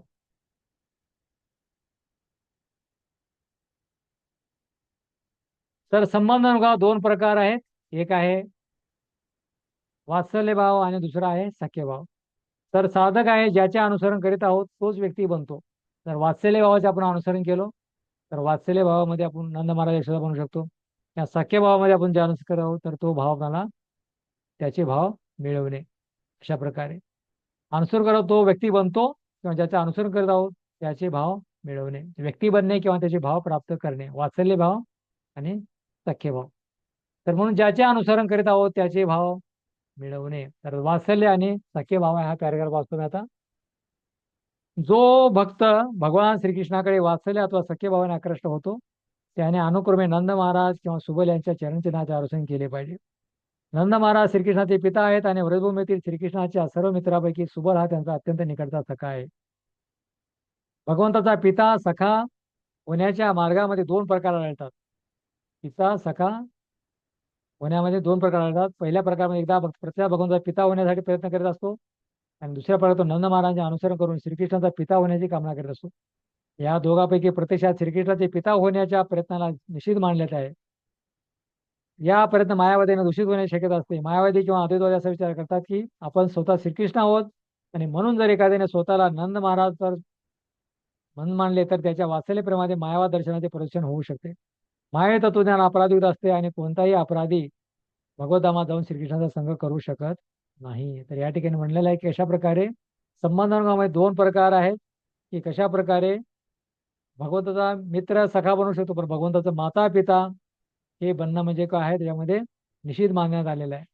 कारण का मायावाद्याने दूषित होऊ शकतं आणि असा विचार होतो की स्वतःच नंद महाराज आहोत अशा प्रकारे मीच सर्वात श्रेष्ठ आहे. तर तो कधी कधी मग भगवंताबरोबर त्यांना हे पण करू शकतो. पण नंद महाराज उच्च स्तर आहे पण त्या ठिकाणी मायावादी होऊ शकते. म्हणून या ठिकाणी वर्णन केलेलं आहे की मायावादी खंडन केलेलं आहे की मायावादी कृष्ण अपराधी. तर म्हणून आपण नंद महाराज किंवा यशोदा बनण्याचा प्रयत्न नाही केले पाहिजे. तर भगवंताचा प्रियकर, भगवंताचा सखा, भगवंताचा मित्र, भगवंताचा भक्त, भगवंताचा सखा हे बनण्याचा आपण प्रयत्न केला पाहिजे. तर हे आपण सेवा केली तर आपण भगवंताच्या धामात जाऊ शकतो. तर अशा प्रकारे मायावादी भाषा नंद महाराज किंवा यशोदा माता बनून मायावाद्याचं हे अनुसरण केलं आपण तर आपण अपराधी होऊ शकतो आणि मग भगवद्धामामध्ये आपण जाऊ शकत नाही. म्हणून स्कंद पुराण एका वृद्ध माणसाची कथा सांगितलेली आहे. स्कंद पुराणामध्ये एका वृद्ध माणसाची कथा स्कंद पुराणामध्ये सांगितलेली आहे. काय सांगितलेलं स्कंद पुराणामध्ये? पांडू राजाची राजधानी असल्या हस्तिनापुरात राहणाऱ्या एका वृद्ध व्यक्तीने श्रीकृष्ण आपल्या पुत्ररूपाने प्राप्त हवेत अशी इच्छा होती. यावर नारद मुनीने त्याला असा उपदेश केला की त्याने नंद महाराजांचे अनुसरण करावे. त्यावेळी त्याला आपल्या प्रयत्नात यश प्राप्त झाले. अशा प्रकारे त्यांनी नंद महाराजांचे अनुसरण केले त्यांनी आणि त्याच्या प्रयत्नात त्याला यश प्राप्त झाले. हे पण साईड ठिकाणी सांगितलेलं आहे. पण आपण जे नवसाधक भक्त आहोत त्यांना सूचित करतात की आपण नंद महाराज यशोदा बनण्याचा प्रयत्न केला नाही पाहिजे. तर म्हणून आता पुढे वर्णन आहे की शेवटचा भाग याच्यामध्ये की पुष्टी मार्गामध्ये वर्णन आहे. पुष्टी म्हणजे पोषण पालन करणे अशा प्रकारे पुष्टी मार्ग. तर नाथद्वारामध्ये हा पुष्टी मार्ग आहे. वल्लभाचार्याचा संप्रदाय आहे त्या ठिकाणी. हे रुद्र संप्रदायामध्ये हा येतो. हे ब्रह्म रुद्र कुमार आणि श्री चार संप्रदायामध्ये हा रुद्र संप्रदायामध्ये आहेत. त्याचे वल्लभाचार्य जे आहेत त्याची पुष्टी मार्गाचे अनुसरण करतात आणि जे श्रीनाथजी आहेत गोपाळजी त्यांची बाळरूपामध्ये ठिकाणी पूजा केली जाते श्रीनाथजीची. तर नारायण योग नावाच्या प्रार्थने असे म्हटले आहे की जो मनुष्य परमेश्वराचा पती, मित्र किंवा पिता किंवा हिचंत या नात्याने सतत चिंतन करत असतो, तो सर्वाकरता सदैव पूजनीय असतो. परमेश्वराचा पती, परमेश्वराचे भगवंत माझे पती आहेत, माझे मित्र आहेत किंवा माझे पिता आहेत किंवा हितचिंतक आहेत, चार गोष्टीने तरी सर्वात चांगला आहे, सुरक्षित आहे. भगवंताचा पिता किंवा माता बनण्यापेक्षा भगवंत काय म्हणलं पाहिजे, भगवंत माझे पती आहेत आणि भगवंत माझे मित्र आहेत, भगवंत माझे पिता आहेत आणि भगवंत माझे हितचिंतक आहेत. त्या चार नात्याने भगवंताचं चिंतन केलं पाहिजे भक्तीसाठी. भगवंताचा माता पिता नाही, भगवंताला आपला माता पिता मानला पाहिजे आणि आपण साकार रूपाने सेवा केलं पाहिजे. तो सर्वाकरता सदैव पूजनीय आहे. श्रीकृष्णाकरता विकसित झालेले सर्वाधिक प्रेम केवळ श्रीकृष्ण व त्याच्या शुद्ध भक्ताच्या विशेष कृपेचे फळ म्हणून प्राप्त होत असते. भक्तिमय सेवेच्या या पद्धतीला कधी कधी पुष्टी मार्ग असे म्हणतात. पुष्टी म्हणजे पोषण करणे. तर हे जो मार्ग आहे, पोषणचा मार्ग आहे. भावनांचा असा विकास भक्तिमय सेवेला तिच्या सर्वोच्च श्रेणीपर्यंत नेऊन पोहोचतो. तर पोषण म्हणजे भक्तिमय भावनेचे पोषण होते, म्हणून याला पोषणाचा मार्ग किंवा पुष्टी मार्ग असे म्हणतात. वैष्णव धर्मातील विष्णू स्वामी पंथामध्ये वल्लभाचार्य संप्रदायात पुष्टी मार्गाद्वारे श्रीकृष्णाची उपासना केली जाते. साधारणपणे गुजरातमधील भक्त बाळकृष्णाच्या पुष्टी मार्गाच्या आधारे उपासना करतात. बालगोपाल, लड्डू गोपालची पूजा करतात. तर हा पुष्टी मार्ग आहे. तर कधी कधी इस्कॉन मध्ये म्हणाल तरी बालगोपालची पूजा नाही केली पाहिजे. त्यांना पुष्टी मार्ग सांगितलं की भगवान श्रीकृष्णाच्या छोट्या रूपाची पूजा हे केली पाहिजे. तर अशा प्रकारे हे जे पुष्टी मार्ग जे आहे आणि याच्यामध्ये आपण पाहिले कशा प्रकारे रागात्मिका भक्तीचं अधिक वर्णन याच्यामध्ये आपण आता हे चर्चा केली आहे. आणि याचा जो पुढचा जो भाग आहे, आता आपण अध्याय क्रमांक जो 17 आहे त्याच्यामध्ये राग, रागात्मिका, रागानुगा, एका स्तरामध्ये 3 हे केलेले आहेत. म्हणजे राग म्हणजे स्वाभाविक प्रेम आहे, रागात्मिका म्हणजे त्याने आत्मसात केलेला आहे आणि रागानुगा म्हणजे ज्याने आत्मसात केलेलं आहे त्याचं अनुसरण करणे. तर हे 3 कार्य ह्या 2 अध्यायामध्ये आपण चर्चा केली, 15 आणि 16 मध्ये. आणि आता 17 मध्ये त्याच्या पुढचा जो भाव आहे, ज्याला राग भक्ती प्राप्त झालेली आहे, त्याच्यानंतर भाव आहे आणि नंतर प्रेम आहे. भावभक्ती आणि प्रेमभक्ती. भाव म्हणजे हे तर भाव म्हणजे हा भाव खाणे हा प्रकार नाहीये. तर भाव म्हणजे भक्ती भाव आहे, उच्च स्तराचा भाव प्राप्त करणे अशा प्रकारे.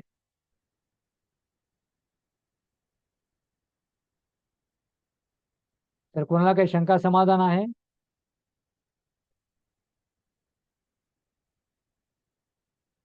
विचारू शकता.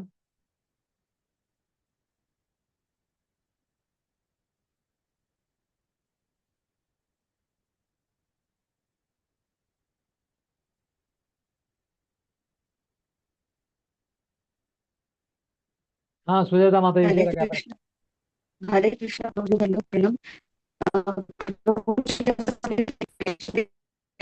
आवाज येत नाही, क्लिअर आवाज येत नाही.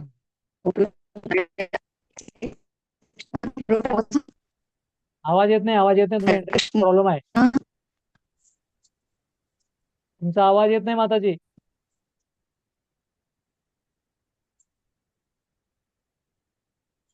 इंटरनेटचा प्रॉब्लेम आहे तुमचा. आणि कोणाला काय प्रश्न आहे बाकीच्यांना? हरे कृष्ण प्रभूजी दंडवत प्रणाम. हा, प्रभूजी आवाज येतोय आता? आता येतोय. पेज नंबर 138 वरती आपण हे वाचलं, ज्यावेळी आपण भौतिक प्रदूषणापासून खऱ्या अर्थाने मुक्त होतो त्यावेळी आपण वृंदावनात एका नित्य सिद्ध भक्ताचे स्मरण करू शकतो. तर नित्य सिद्ध भक्त म्हणजे काय आहे?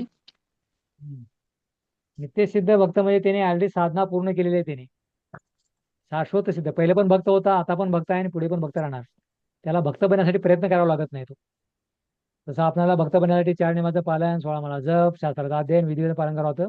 तर नित्यसिद्ध मध्ये त्याने सर्व साधना पूर्ण केलेली आहे. त्याला कुठल्या प्रकारचं विधी विधानाचं पालन करायची आवश्यकता नाही. 24 तास भगवंताच्या स्मरणामध्ये मग्न आहे. तर तो भक्त म्हणजे नित्यसिद्ध भक्त आहे संपूर्ण. ठीक आहे माताजी. आणि कोणाला काय प्रश्न आहे? Okay okay Prabhuji. ठीक आहे. तर आणखी कोणाला काय प्रश्न आहे याच्याबद्दल? हरे कृष्ण प्रभूजी. हा, बोला. हा प्रभूजी, तुम्ही म्हणतलं की नित्य तो भक्ती करतो, तो काय भगवत 24 तास तो भक्ती करतो. नित्यसिद्ध. हा, हा नित्य सिद्ध जो भक्ती करतो भगवत धामला. नेहमी भक्ती करतो तो. हा 24 तास भक्ती करतात, तर तुम्ही काय म्हणालात त्याच्यानंतर? तो नित्यशील त्याला साधना करायची आवश्यकता नाही त्याला कुठल्या प्रकारचं. अच्छा. अं, जरा अजून थोडं डिस्क्राईब करणार का? तर माझा जेवढाच स्तर आहे मला डिस्टर्ब करायचा अच्छा अच्छा, ठीक आहे.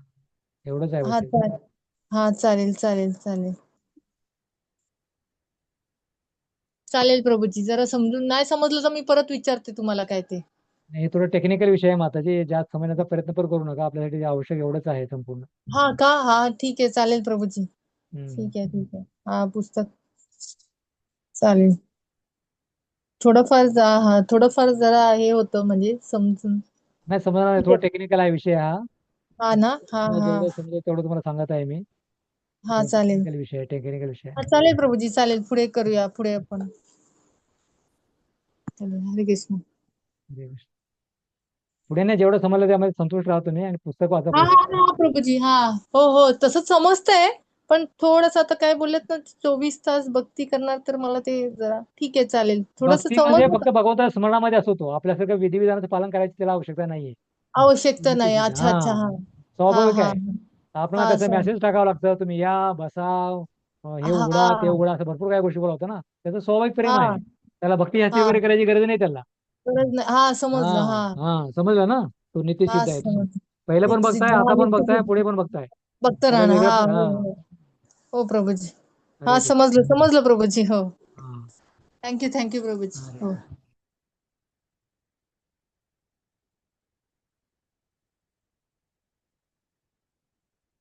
हरे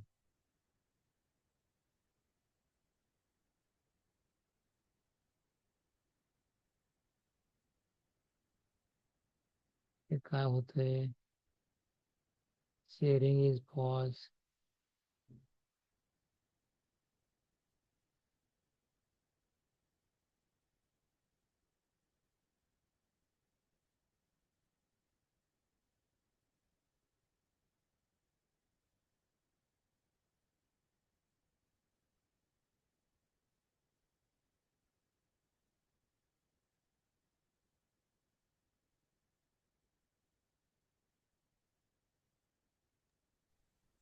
हरे कृष्णा. हा बोला. हा प्रभूजी, लेक्चर चालू. चालूच आहे. हे थोडं हे झालं, टेक्निकल जरा हे झालं. हे स्क्रीन येत नाही थोडं, ते चालूच आहे सर्व.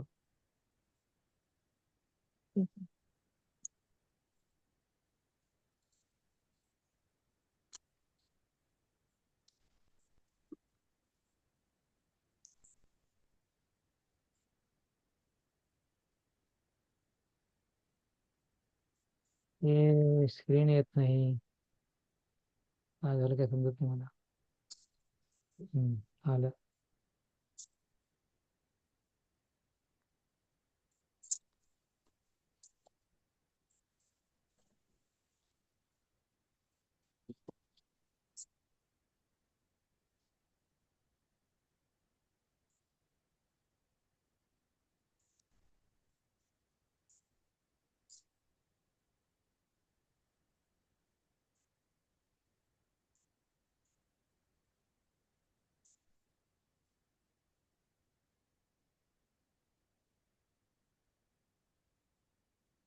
तर आता आपण ह्याच्या अगोदर पाहिलं होतं की पहिला दुसरा तरंग पाहिला होता. पहिलं सामान्य भक्ती, दुसरा साधना भक्ती.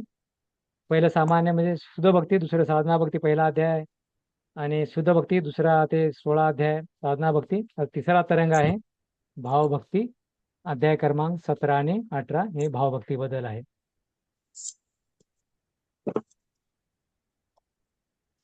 तर भाव म्हणजे या ठिकाणी भक्तिभाव या ठिकाणी आहे. भक्तिभावाचं या ठिकाणी वर्णन केलेलं आहे. तर आता हे अध्याय क्रमांक आपण 17 मध्ये चर्चा करणार, जेवढं होईल तेवढे 3 वाजेपर्यंत.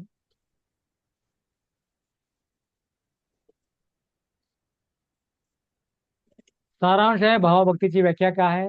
भावभक्तीचे 2 विधी आहेत, साधना अभिनिवेश. साधना भक्ती करून भावभक्ती परातीकृत आहे. 2 प्रकार आहेत त्याचे, वैदिक साधना भक्ती करून भावभक्ती. उदाहरण नारद आहे, रागानुगा साधना भक्ती आहे. आणि भावभक्ती उदाहरण चंद्रकांती नर्तिकी. तर हे पण भावभक्तीमध्ये पण साधना आहे त्याच्यामध्ये पण साधना भक्तीवरून भावभक्ती प्राप्त करायची अशा प्रकारे तो पुढचा भाग आहे ज्याप्रकारे साधना अभिनिवेश. तर फार थोडा उच्च स्तर आहे भावभक्तीचा. तर या ठिकाणी म्हणजे भाव खाणे नाहीये, तर भाव म्हणजे भगवंताचा जो उच्च भाव आहे ते प्राप्त करणे. तर हे अध्याय क्रमांक 17 आणि 18 मध्ये आहे आणि 19 मध्ये प्रेम भक्ती आहे. तर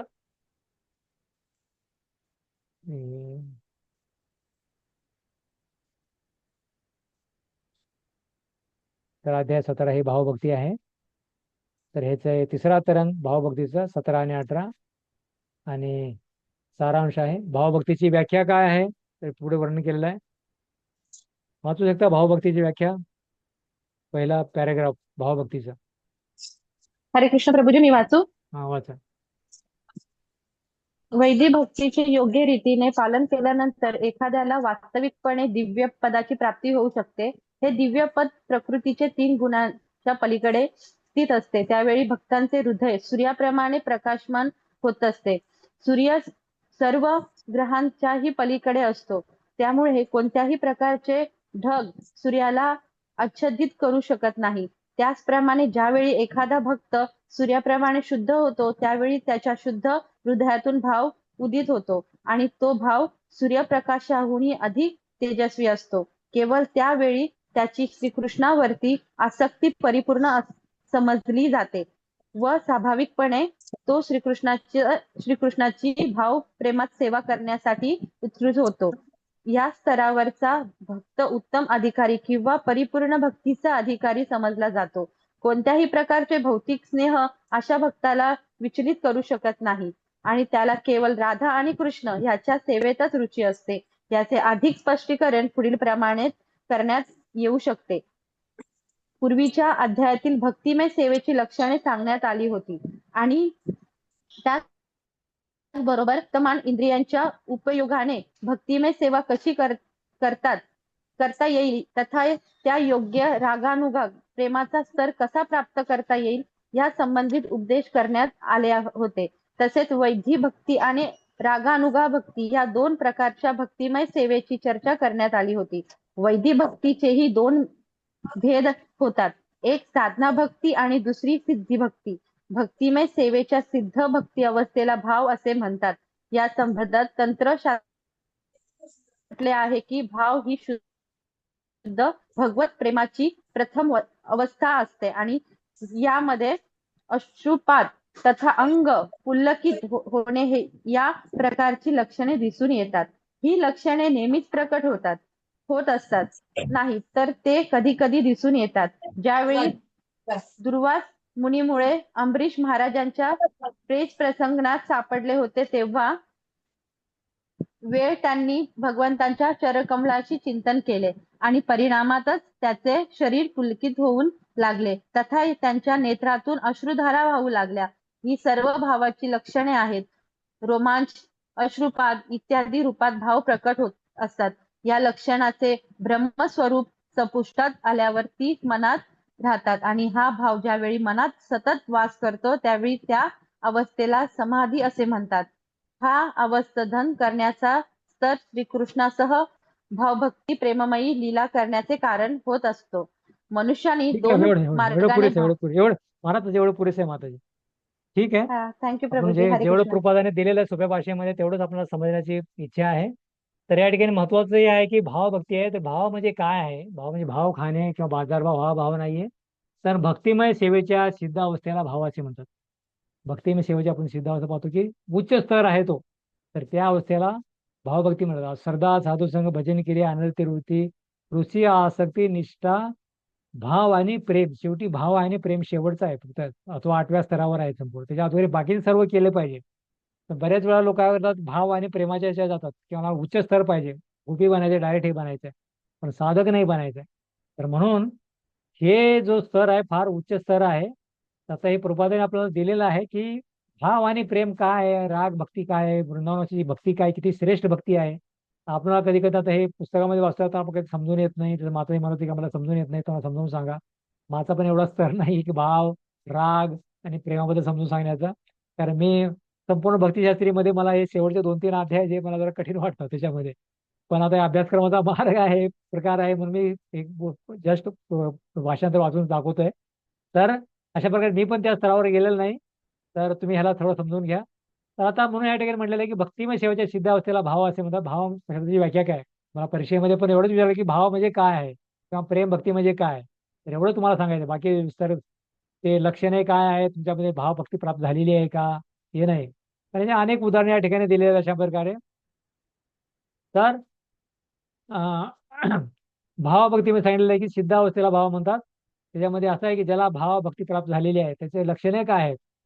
त्याचा अश्रुपात होतो, तो डोळ्यातून अश्रू वाहतात, अश्रू वाहतात, अंग पुलकित होते, रोमांच होतो, अशी लक्षणे बाह्य रूपाने सपोर्ट आल्यावर मनात सतत राहते, त्यावेळी त्या अवस्थेला समाधी असे म्हणतात. पुढे भाव पहिले होतो, नंतर अश्रुपात होतो, तो काय होतो, अंग पुलकित होतं, संपूर्ण अंगावर शहारे येतात संपूर्ण अशा प्रकारे, रोमांच अशी रोमांच गप्पा सुचंग बाजू बंदे गुरुश्री चरणार म्हणत. तर आपला जर अश्रू वाहत नाहीत, आपला जर कोणी काय बोललं तर हे भगवंताचं नाम घेता त्या डोळ्यातून अश्रू वाहतात अशा प्रकारे. तर ही सिद्ध अवस्था आहे अशा प्रकारे. तर म्हणून नवजोत ठाकूर मानतात की भगवंताचं नाव घेतलं तर त्या दगडाला पण पाझर फुटतो, पण माझं हृदय एवढं कठोर आहे की माझ्यातून काही वाद होत नाही. म्हणून भगवंताचं नाव घेतलं तर डोळ्यातून अश्रू व्हायला पाहिजे. पण आपल्या डोळ्यातून अश्रू वाहत नाहीत, म्हणजे भगवंताबद्दलचं प्रेम निर्माण झालेलं नाही आपल्याला, म्हणजे भावभक्ती प्राप्त झालेली नाही, आणि आपण त्याचा प्रयत्न पण नाही केला पाहिजे, साधना भक्ती करायची आपल्याला. तर अशा प्रकारे भावाची भक्ती हे फार उच्च स्तर आहे. तर म्हणजे जे लक्षणे आहेत पुढच्या आणखी अध्यायामध्ये वर्णन आहेत कशा प्रकारे फार उच्च स्तर आहेत. अश्रुपात होणे, रंग पुलकित होणे, अशा प्रकारे रोमांच, अशी लक्षणे ते थोडं संपुष्टात येतात आणि त्याच्यानंतर त्याला समाधी खरं तो प्राप्त होतो. तर भावभक्तीच्या दोन विधी आहेत. भावभक्ती विधी, भावभक्ती प्राप्ती करण्यासाठी दोन प्रकारचे विधी आहेत. जर कोणाला वाटेल की मला पण भावभक्ती प्राप्त करायची आहे तर तिचे दोन प्रकारे प्राप्त करू शकतो. तर एक आहे साधना अभिनिवेश, एक आहे साधना अभिनिवेश. तर काय साधना विशेष? साधना भक्ती करून भावभक्ती प्राप्त करणे. साधना भक्ती अभिनिवेश, साधना भक्ती करून भावभक्ती प्राप्त करणे. आणि दुसरं आहे, तर साधना अभिनिवेश मध्ये ते दोन प्रकार आहेत. एक आहे वैदिक साधना आणि दुसरी आहे रागानुगा साधना. त्याच्यामध्ये पण साधना भक्ती आहे, म्हणजे पूर्ण भक्तिरथा शुद्धमध्ये साधनाच करायची आपल्याला. तर हे जर तुम्हाला भावभक्ती प्राप्त करायची असेल तरी पण तुम्हाला जीवनामध्ये साधना करावं लागेल. असं नाही चटकन तुम्ही जाऊन वरच्या टोकावर बसणार, असं नाहीये. साधनाच करावं. वैदिक साधना भक्ती होऊन भावभक्ती प्राप्त होईल. वैदिक साधना भक्ती करायची आहे, त्याच्यानंतर भावभक्ती प्राप्त होईल. याचं उदाहरण दिलेलं आहे नारद मुनीने. नारद मुनीपणे जीवनामध्ये साधना केली, ऋषी मुनीची सेवा केली, सर्व हे केलं, त्याच्यानंतर त्यांना हे काय झालं, प्राप्त झालं. तर दुसरं आहे रागानुगा साधना भक्ती पासून भावभक्ती. पहिले वैदिक साधना आहे, दुसरा रागानुगा साधना भक्ती होऊन भावभक्ती प्राप्त होते. उदाहरण आहे चंद्रकांती नर्तकी.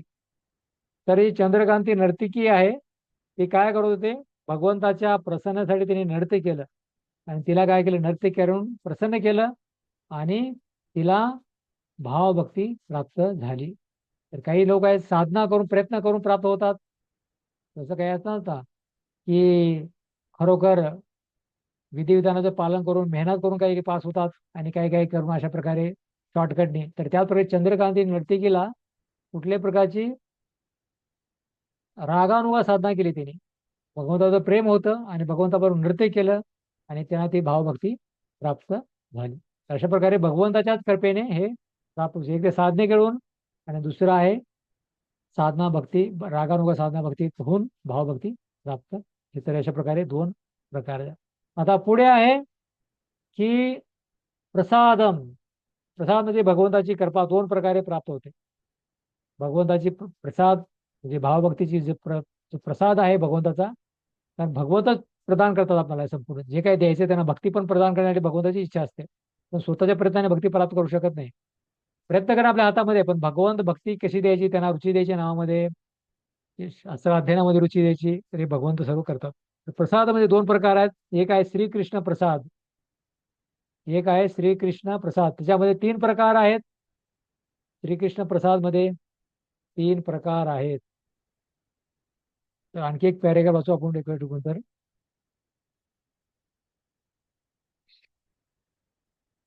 मनुष्याने दोन मार्गाने भावभक्तीची प्रगती होऊ शकते. एक म्हणजे शुद्ध भक्ताचा संग करणे आणि दुसरा म्हणजे भगवान श्रीकृष्णांची अथवा भगवान श्रीकृष्णाच्या शुद्ध भक्त विशेष कृपा प्राप्त करणे.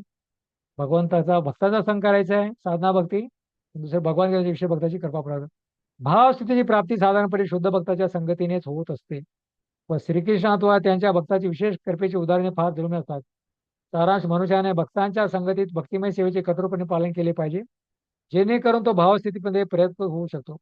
अर्थ काही विशेष उदाहरणार्थ श्रीकृष्णांची विशेष कृपा दिसून येते आणि जर आपण तिची सदैव अपेक्षा करावी असे असले तरी सुद्धा आपण एका आळशी माणसासारखे निष्काळ सोडून केवळ श्रीकृष्णाच्या विशेष कृपेची प्रचार न करता आपली नेहमीची कर्तव्य नेहमी केलीच पाहिजेत. या संबंधाचे उदाहरण दिले तरी एखाद्या मनुष्याने कधीच शाळा किंवा महाविद्यालय जाऊन अध्ययन केले नसले तरी देखील त्याला एक महान विद्वान म्हणून प्रतिष्ठा मिळते. एखाद्या विश्वविद्यालयातून त्याला सन्मानाची पदवी प्राप्त होते. तथापि याचा अर्थ असा नाही की एखाद्याने शाळेत जाण्याचे टाळावे, आपोआपच विश्वविद्यालयातून सन्माननीय पदवी प्राप्त होण्याची अपेक्षा करावी. त्याचप्रमाणे मनुष्याने भक्तिमय सेवेतील नियमाचे पूर्ण निष्ठेने पालन करावे आणि त्याचवेळी श्रीकृष्ण व त्यांच्या भक्तांच्या कृपेची अपेक्षा करावी. तर या ठिकाणी वर्णन आहे की एक तर आहे साधना करायचं आहे आणि दुसरं आहे साधना भक्तीद्वारे आणि दुसरं आहे भगवंताच्या कृपेद्वारे. तर हे उदाहरण फार सुंदर दिलेलं आहे. कधी न शाळा शिकलेला माणूस पण कधी कधी मोठा अधिकारी बनतो, पुन्हा दुसऱ्या मोठ्या वरच्या अधिकारी जर कृपा झाली तर. पण कधी कधी एवढ्या शाळा शिकून पण त्याला अधिकार प्राप्त होत नाही. तर का? ही भगवंताची कृपा आहे, तुझी कृपा प्राप्त होते अशा प्रकारे. तर म्हणून यासाठी एकच उदाहरण आहे की त्यांनी काय केलं पाहिजे, जीवनामध्ये साधना भक्तीचं आचरण त्यांनी हे नेहमी करत राहिलं पाहिजे, ते आवश्यक आहे. तर असं म्हणू शकत नाही की एवढं भगवंताच्या कृपेवर निर्भर राहायचं, मला काही करायचं नाही. म्हणून त्याच्या आपल्याला दामोदर लिहिलं मी लक्षात ठेवायला पाहिजे, आपले प्रयत्न आणि भगवंताची कृपा. तर प्रयत्न करत राहायचा आहे आणि भगवंत शेवटी आपल्याला कृपा प्रदान करतील. प्रसाद भगवंताचे दोन प्रकार आहेत. श्रीकृष्ण प्रसाद भगवंताची कृपा प्राप्त होते आणि कृष्ण प्रसादाचे तीन प्रकार आहेत. वाचिका बोलून भगवान नारद वैदिक भक्तीचे भावभक्तीचे प्राप्त होण्याचे एक सुंदर उदाहरण म्हणजे नारद मुनी. त्यांची जीवनकथा व्यासदेवाने श्रीमद भागवतात वर्णिली आहे. या कथेमध्ये स्वतः नारद मुनी आपल्या पूर्वजन्माचे वर्णन करतात आणि आपण भाव स्तरापर्यंत कसे प्रगत झालो हे स्पष्ट करताना ते म्हणतात, ते महान भक्ताच्या सेवेमध्ये राहून त्यांच्याकडून श्रीकृष्णाच्या लीला कथा श्रवण कीर्तन करीत असत. अशा शुद्ध भक्ताच्या मुखातून श्रीकृष्णासंबंधी लीला कथा आणि कीर्तन ऐकल्यामुळे त्याविषयी त्यांच्या हृदयामध्ये आकर्षण निर्माण झाले. त्या विषयाचे श्रवण करण्यामध्ये इतके उत्सुक होते की हळूहळू त्यांच्यामध्ये श्रीकृष्णाचे भावप्रेम उत्पन्न झाले. हा भाव प्रकट होणे ही शुद्ध प्रेमाच्या पूर्वीची अवस्था असते. कारण त्याच्या पुढच्या श्लोकात नारद मुनी याची पुष्टी करतात की त्या महान साधूकडून हळूहळू श्रवण केल्यामुळे त्यांचे भगवत प्रेम विकसित झाले. या संबंधात नारद मुनी श्रीमद भागवतात 1:5-8 म्हणतात, पावसाळ्यातील दिवस मी त्या महात्म्याच्या संगतीत व्यतीत केले. प्रतिदिन सकाळ संध्याकाळ त्याने हरे कृष्ण महामंत्राचे कीर्तन ऐकून माझे हृदय हळूहळू शुद्ध झाले. हरे कृष्ण कृष्ण कृष्ण हरे हरे, हरे राम राम राम हरे हरे. मी ध्यानपूर्वक श्रवण केल्यामुळे माझ्यावरील रजोगुण आणि तमगुणाचा प्रभाव नाहीसा होत गेला आणि मी भगवंताच्या भक्तीच्या सेवेत अढळपणे स्थिर झालो. तर नारद मुनीचं उदाहरण आहे. वाचिक बोलून भगवान आणि नारद मुनी अशा प्रकारे भगवान स्वतः त्यांची तपस्या पाहून प्रसन्न झाले आणि भगवंतांनी येऊन दर्शन दिलं आणि भगवंतांनी स्वतः त्यांना काय केले, भगवंत त्यांना बोलले आणि अशा प्रकारे नारद मुनीवर भगवंताची कृपा झाली.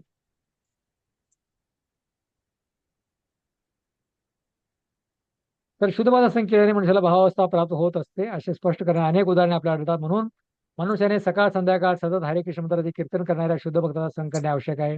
त्यामुळे त्याचे हृदय शुद्ध होऊन तो श्रीकृष्णाविषयी शुद्ध प्रेम विकसित करू शकेल. तर ही भावभक्ती प्राप्त करायची असेल त्याला दररोज भक्ताच्या संघामध्ये सकाळ संध्याकाळ भगवंताच्या नावाचा त्याला जप करायचा आहे. तर अशा प्रकारे भगवंताची कृपा त्याला प्राप्त होईल. तर ही वाचिका आहे. बोलून भगवान स्वतः नारद मुनीला बोलले. अशा प्रकारे नारद मुनीवर भगवंताची कृपा झाली आणि अशा प्रकारे ते पुढच्या जन्मामध्ये ते काय बनले, दासी पुत्रापासून ते नारद मुनी बनले. दुसरं आहे आलोकदान, दर्शी टाकून कृष्ण जांगल लोकावर. त्यावेळी भगवान श्रीकृष्ण ज्यावेळेस हस्तिनापूरमध्ये होते, कुरुक्षेत्र युद्ध संपलं त्यानंतर कुरुक्षेत्रावरून ते जांगल जे कुरुक्षेत्र ते मधले अनेक मथुरा होऊ शकतं आणखी मध्य प्रदेश गुजरात आणि होऊ शकतं. तर त्या जंगलातून भगवान श्रीकृष्ण द्वारकेला जात होते. तर द्वारकेला जात होते तर त्या लोकांनी पाहिलं की भगवंताचं सुंदर रूप असं पाहिलं. दर्शी टाकला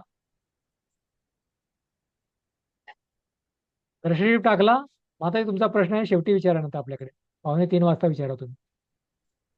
लिहून ठेवा, नसेल समजलं तरी लिहून ठेवा आणि शेवटी विचारा तुम्ही. आणि तुमचा व्हिडिओ स्पष्ट दिसत नाही या ठिकाणी. तर कृष्णाच्या अंगल लोकावर ज्यावेळी भगवान श्रीकृष्ण जात होते तर त्या लोकांनी शेतामध्ये काम करणारे लोक होते, तर त्यांनी भगवंतावर काय केला, दर्शन टाकला आणि त्यांना काय झालं, भगवत प्रेम प्राप्त झालं त्यांना. अशा प्रकारे त्यांच्या अंगामध्ये काय झालं, जसं नारद मुनी रोमांच कंपात सुतंग संपूर्ण शहारे आले त्याला भगवंताचं दर्शन झाल्यानंतर ऐकल्यानंतर. तर त्याच प्रकारे त्या लोकांनी कृष्ण जांगल जे लोक होते, आदिवासी लोक होते, त्यांनी कधी भक्ती केली नव्हती, पण त्याने भगवंतांना पाहिलं, त्यांच्या भगवंत सुंदर रूपाचं त्यांनी दर्शन टाकलं पाहिलं, तर ते भगवंताकडे आकर्षित झाले आणि त्यांच्यामध्ये भावस्तर निर्माण झाला. पहिला बोलून आहे आणि दुसरं आहे केवळ भगवंताचं दर्शन घेऊन त्यांच्यामध्ये भावस्थिती प्रकट झाली.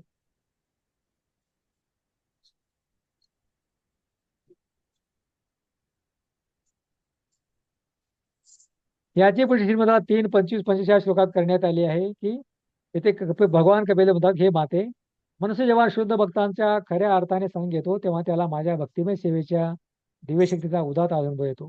दुसऱ्या शब्दात सांगायचं तर ज्यावेळी एक शुद्ध भक्त बोलतो त्यावेळी त्याचे शब्द श्रोत्याच्या हृदयात परिवर्तन घडून आणतात. या श्रवण आणि कीर्तनाचे काय रहस्य आहे.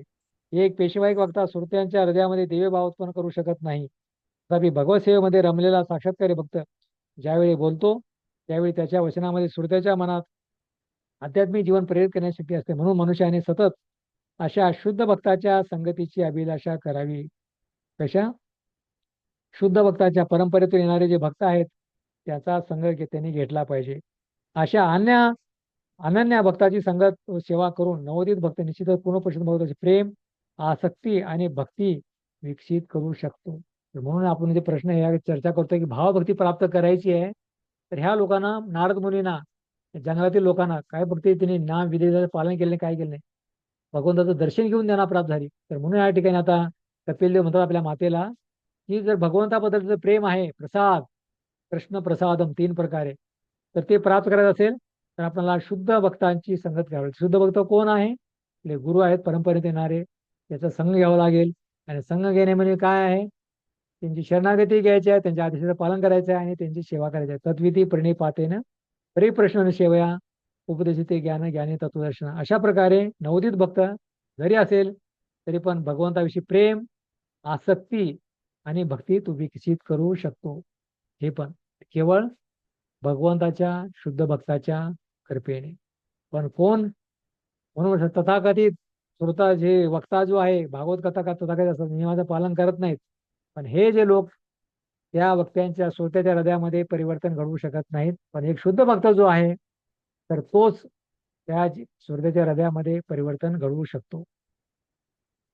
तर म्हणून आपण शुद्ध भक्ताच्या संघामध्ये राहिलं पाहिजे, विधिविधानाचं पालन केलं पाहिजे, आदेशाचं पालन केलं पाहिजे. तर भगवंताबद्दल जे प्रेम आहे, अवघड प्रेम आहे परिस्थिती, पण भक्ताच्या कृपेने हे प्राप्त होऊ शकते. जसं या ठिकाणी पाहतोय आपण, भगवंताच्या कृपेने नारद मुनी, नंतर एक कृष्ण जांगल लोक आहेत यांना प्राप्त झालं. तर आता पुढे तिसरा आहे, तिसरा प्रकार प्रसाद, हार्दिक वचन.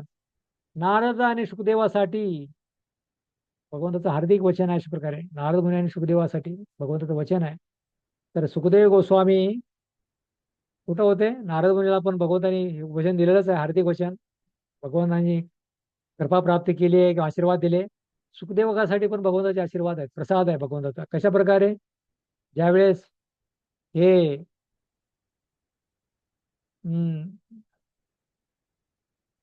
हे भागवत कथा चालली होती. कुठं चालली होती भागवत कथा? जे कैलास पर्वतामध्ये शिवजी पार्वतीला सांगत होते. शिवजी सांगत होते, पार्वती ऐकत होती आणि ऐकत ऐकत पार्वती झोपून गेली. आणि शिवजी सांगत होते, नंतर हा हा म्हणायचं थांबलं, पण त्याने पाहिलं की कोणतरी हा हा आवाज होत, पण अरे पार्वती झोपलेली आहे आणि हा हा कोणतं म्हणते. तर त्याने पाहिलं की झाडावर एक काय पोपट आहे, तर तो काय करतोय, हा हा म्हणतोय, हा हा हा म्हणतोय. अशा प्रकारे तर शिवजीला राग आला आणि शिवजी त्या पोपटाच्या पाठीमागे लागले आणि तो पोपट आला आणि कुठे शिरला? बद्रिकाश्रम मध्ये. व्यास मुनी आपल्या पत्नीला भागवत कथा सांगत होते. त्या ठिकाणी शिवजी आपल्या पत्नीला सांगत होते पार्वतीला, आणि नंतर या ठिकाणी व्यास मुनी आपली पत्नी वाटिका हिला सांगत होते. आणि ती पण या ठिकाणी झोपली होती आणि तोंड असं हे केलं होतं. या ठिकाणी दोष नाही कुठे आहे प्रकारे, तर पुरुष पण झोपतात असं काही वेळ नाही कथा या ठिकाणी. तर जो पोपट होता, व्यास मुनीची पत्नी होती, तिच्या तोंडामधून पोटामध्ये स्पर्श केला त्याने अशा प्रकारे, पोटामध्ये त्याने प्रवेश केला. तर त्यावेळी शिवजी आले आणि अशा प्रकारे तो बाहेर आले नाही, अशा प्रकारे शिवजी परत गेले. मग त्याच्या अशा प्रकारे सुखदेव गोस्वामीने एक पहिला तर पोपटाच्या रूपामध्ये, साधारण जे पोपट होते ते साधारण पोपट नव्हते ते, त्यांनी शिवजीकडून कथा ऐकली. दुसरं नंतर मग आईच्या गर्भामध्ये व्यासमुनीकडून श्रवण केलं. नंतर 16 वर्ष झाले ते बाहेरच येत नव्हते. तर कुणी बालक आहे 16 वर्ष आईच्या गर्भामध्ये राहतो तो, 9 महिने 9 दिवसानंतर त्याला बाहेर यावं लागतं. नाही आलं तर त्याला चिंता लागते. तर तो येत नव्हता, त्यावेळी भगवान स्वतः आले आणि भगवंताने स्वतः त्यांना आशीर्वाद दिले की बालक तू बाहेर ये. तर सुखदेव म्हणू लागले की नाही नाही बाहेर येणार नाही, बाहेर आला तर मला माया तुमचे स्पर्श करे, दैवेशी गुणमयी मम माधरुत्या. तर भगवंताने आले की माझी माया तुला स्पर्श करणार नाही.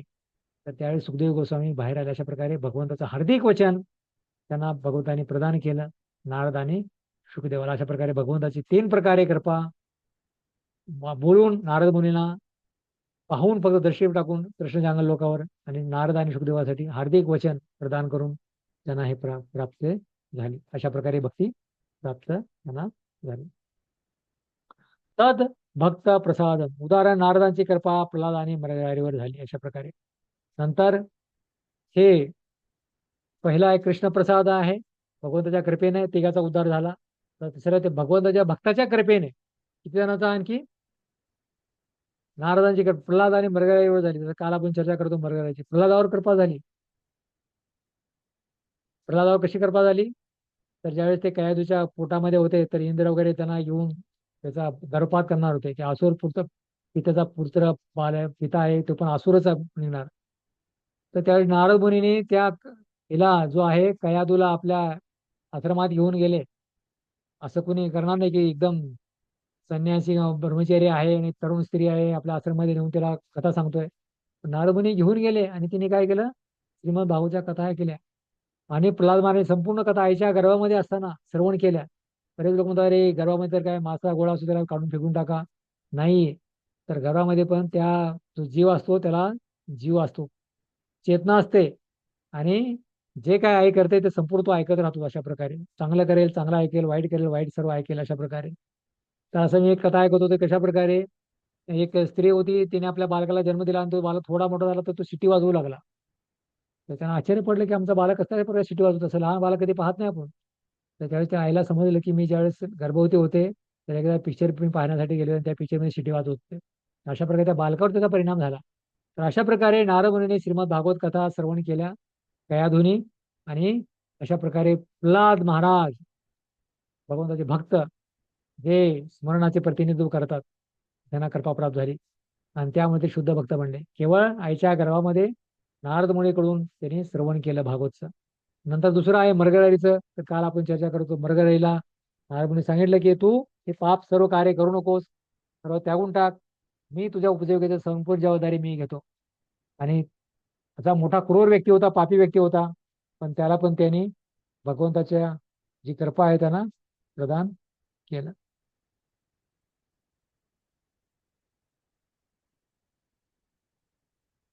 तर हे पुढे वर्णनाने कधी कधी असे दिसून येते की भक्तिमय सेवेच्या कोणत्याही प्रकारचे अवलंबन केल्याविना अचानक मनुष्याला सन्मानाच्या भाव अथवा स्वतः विशेष कृपेचे फळ प्राप्त असते.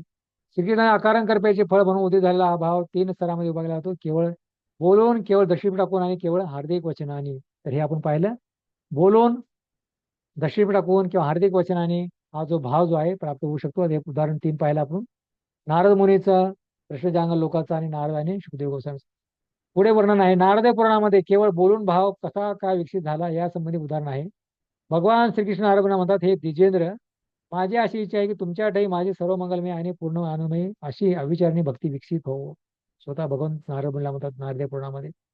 स्कंद पुराणामध्ये म्हणतात, दृष्टेप टाकून श्रीकृष्णाची भाव उत्पन्न होण्याचे उदाहरण आढळते. ते असे म्हटले की ज्यावेळी जांगल नामक राज्यातील ही दुसरा प्रकार आलोकदान निवाशाने पूर्णपणे भगवान श्रीकृष्ण पाहिले त्यावेळी त्यांच्यामध्ये इतका उत्कट भाव झाला की श्रीकृष्णापासून आपली दृष्टी एकीकडे नेऊ शकत नव्हते, बहुत सुंदरता ते पाहू शकले. अशा प्रकारे त्यांच्यामध्ये तो भाव प्रकट झाला. तिसरा आहे सुखदेव गोस्वामी संहितेत हार्दिक वचनाने भाव उत्पन्न केलेले उदाहरण आहे. या संहितेत नारद मुनी व्यासदेवांना म्हणतात, पूर्ण पुरुषोत्तम भगवंताच्या सर्वात महान भक्त तुम्हाला पुत्र म्हणून लाभला आहे. सुखदेव गोस्वामी, मी हे पाहत आहे, भक्तीच्या कोणत्याही नियमतत्वाचे पालन न करता त्यामध्ये जन्माजन्मांतर भक्तिमय सेवा केल्याचे लक्षणे आढळत आहेत. तर सुखदेव गोस्वामीने कधी विधिविधानाचे पालन केले नाही ते संपूर्ण. आईच्या प्रभूजी घरामध्ये तुमचं हेडफोन मोडवर गेलंय, आवाज नाही येते. हेडफोन काय झालंय, मोडवर झालंय? नाही, बरोबर आहे. आवाज येत नाही, आता येत नाही, बरोबर आहे, इकडे तर चालू आहे, ऐकायला येते, येते ना माताजीना? आता येतोय, आता येतोय येतोय. येतोय. येतोय प्रभू. हेडफोन लावले त्यासाठी मी हेडफोन लावून बोलतोय मी. तर ठीक आहे, हे 3 उदाहरणं आहेत, नारद मुनी, कृष्णजांग लोक आणि सुखदेव गोस्वामी. तर सुखदेव गोस्वामी कुठल्या प्रकारचं हे प्रयत्न केले नाही, विधिविधानाचं पालन केलं नाही, आईच्या घरामधून आले आणि संपूर्ण मोठपुरुष झाले आणि त्यांनी नंतर परीक्षित महाराजांना श्रीमद भागवतचं कथन हे केलं. तर हे संपूर्ण काय आहे, भगवंताची कृपा आहे. नंतर अशा प्रकारे पुढे नारदांची कृपा जी आहे प्रल्हाद आणि मरगराईवर, हे पण त्याचं उदाहरण आहे. श्रीकृष्णाच्या भावप्रेमासमेत श्रीमद भागवतात 7:4-36 या श्लोकामध्ये नारद मुनी महाराज युधिष्ठिराला म्हणतात, हे राजन, प्रल्हादांचे चरित्र कथन करणे अत्यंत अवघड आहे. त्यांना श्रीकृष्णाचे स्वाभाविक आकर्षण होते, यामुळे मी त्यांचे काही वर्णन केले तर तो केवळ शब्दाचा प्रपंच होईल. त्यांचे वास्तविक चरित्र सर्वतोपरी अवर्णनीय आहे. याचा अर्थ असा होतो की नारद मुनीने स्वतः मान्य केले आहे की प्रल्हादामध्ये जे नैसर्गिक भाव उत्पन्न झालेला आहे तो केवळ भगवान श्रीकृष्णाच्या कृपेमुळे झालेला आहे. त्याकडे नारद मुनी म्हणतात की प्रल्हादांच्या बद्दल जे भाव प्रकट झालेला आहे, तर युधिष्ठिराला म्हणतात की केवळ भगवंताच्या कृपेमुळे त्याच्यामध्ये भाव प्रकट झालेला आहे आणि भगवंताचा हे काय आहे, कृपा आहे. अशा प्रकारे हार्द अगदी वचन अशा प्रकारे सांगतात. म्हणून प्रल्हादांना भगवान श्रीकृष्णाचे नैसर्गिक आकर्षण उत्पन्न होण्याचे कारण म्हणजे नारद मुनीच्या त्यांच्यावर झालेली कृपा होय. त्यावेळी प्रल्हाद महाराज आपल्या मातेच्या उदरात होते, त्यावेळी नारद मुनी तिला भक्तिमय सेवेसमय समुपदेश करीत होते. त्याचवेळी नारद मुनीच्या मनामध्ये अशी इच्छा होती की या स्त्रीच्या उदरात बालकाने या उपदेशाचा लाभ घ्यावा. प्रामाणिक भक्तांनी पूर्ण पुरुषोत्तम भगवंताचे महान पार्षद असणाऱ्या नारदांनी प्रल्हाद महाराजाकरता इतक्या मंगलमय कामना केल्यामुळे प्रल्हादामध्ये महान भक्ताचे सर्व गुण उत्पन्न झाले. याच नैसर्गिक आकर्षण असे म्हणतात. ते पूर्ण पुरुषोत्तम भगवंताच्या किंवा नारद मुनीसारख्या महान भक्ताच्या विशेष कृपेने प्राप्त होत असते. तर ही जी भगवंताची जी भक्ती प्राप्त करण्याचं जो हे आहे, एक तर आहे भगवंताची कृपा आणि दुसरी आहे भगवंताच्या भक्ताची कृपा. तर या ठिकाणी भगवंताची कृपा 3 प्रकारे आहे आणि नारदांची कृपा प्रल्हाद महाराज आणि मृगरारीवर आहे. त्याचं चारित्र्य आपण काल चर्चा केली. अशा प्रकारे 3 प्रकारे जे आहे ते प्राप्त झाले, त्यांना भक्ती सुद्धा भक्ती प्राप्त झाली.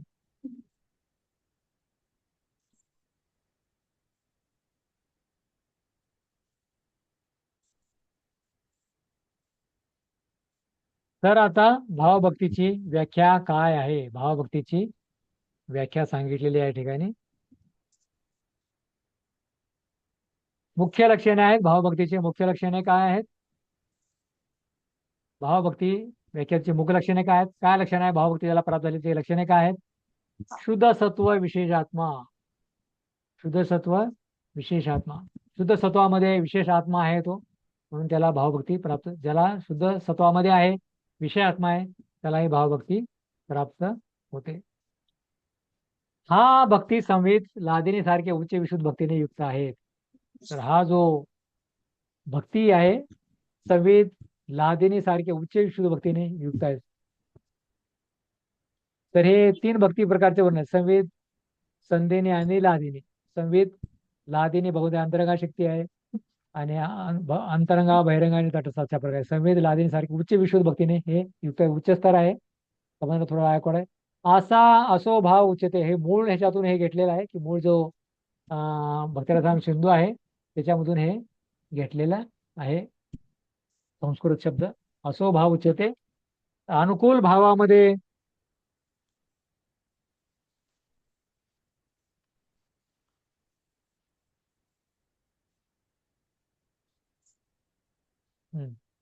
अनुकूल भावामध्ये निरंतर सेवा करणे मुख्य लक्षण आहे शुद्ध भक्तीचे. अनुकूल भावामध्ये काय तो निरंतर तो सेवा करतो. पुढे आहे गौण लक्षणे. मुख्य लक्षणे पाहिले आपण. मुख्य लक्षणे होते की शुद्ध विशेषात्मा, असो भाव उच्चते. तर गौण लक्षणे आहेत म्हणजे दुय्यम लक्षणे, रुची बीस चित्त मासरते क्रदम. 3 प्रकारची रुची उत्पन्न करून हृदयाला सुकुमल बनवतो. 3 प्रकारची रुची आहेत.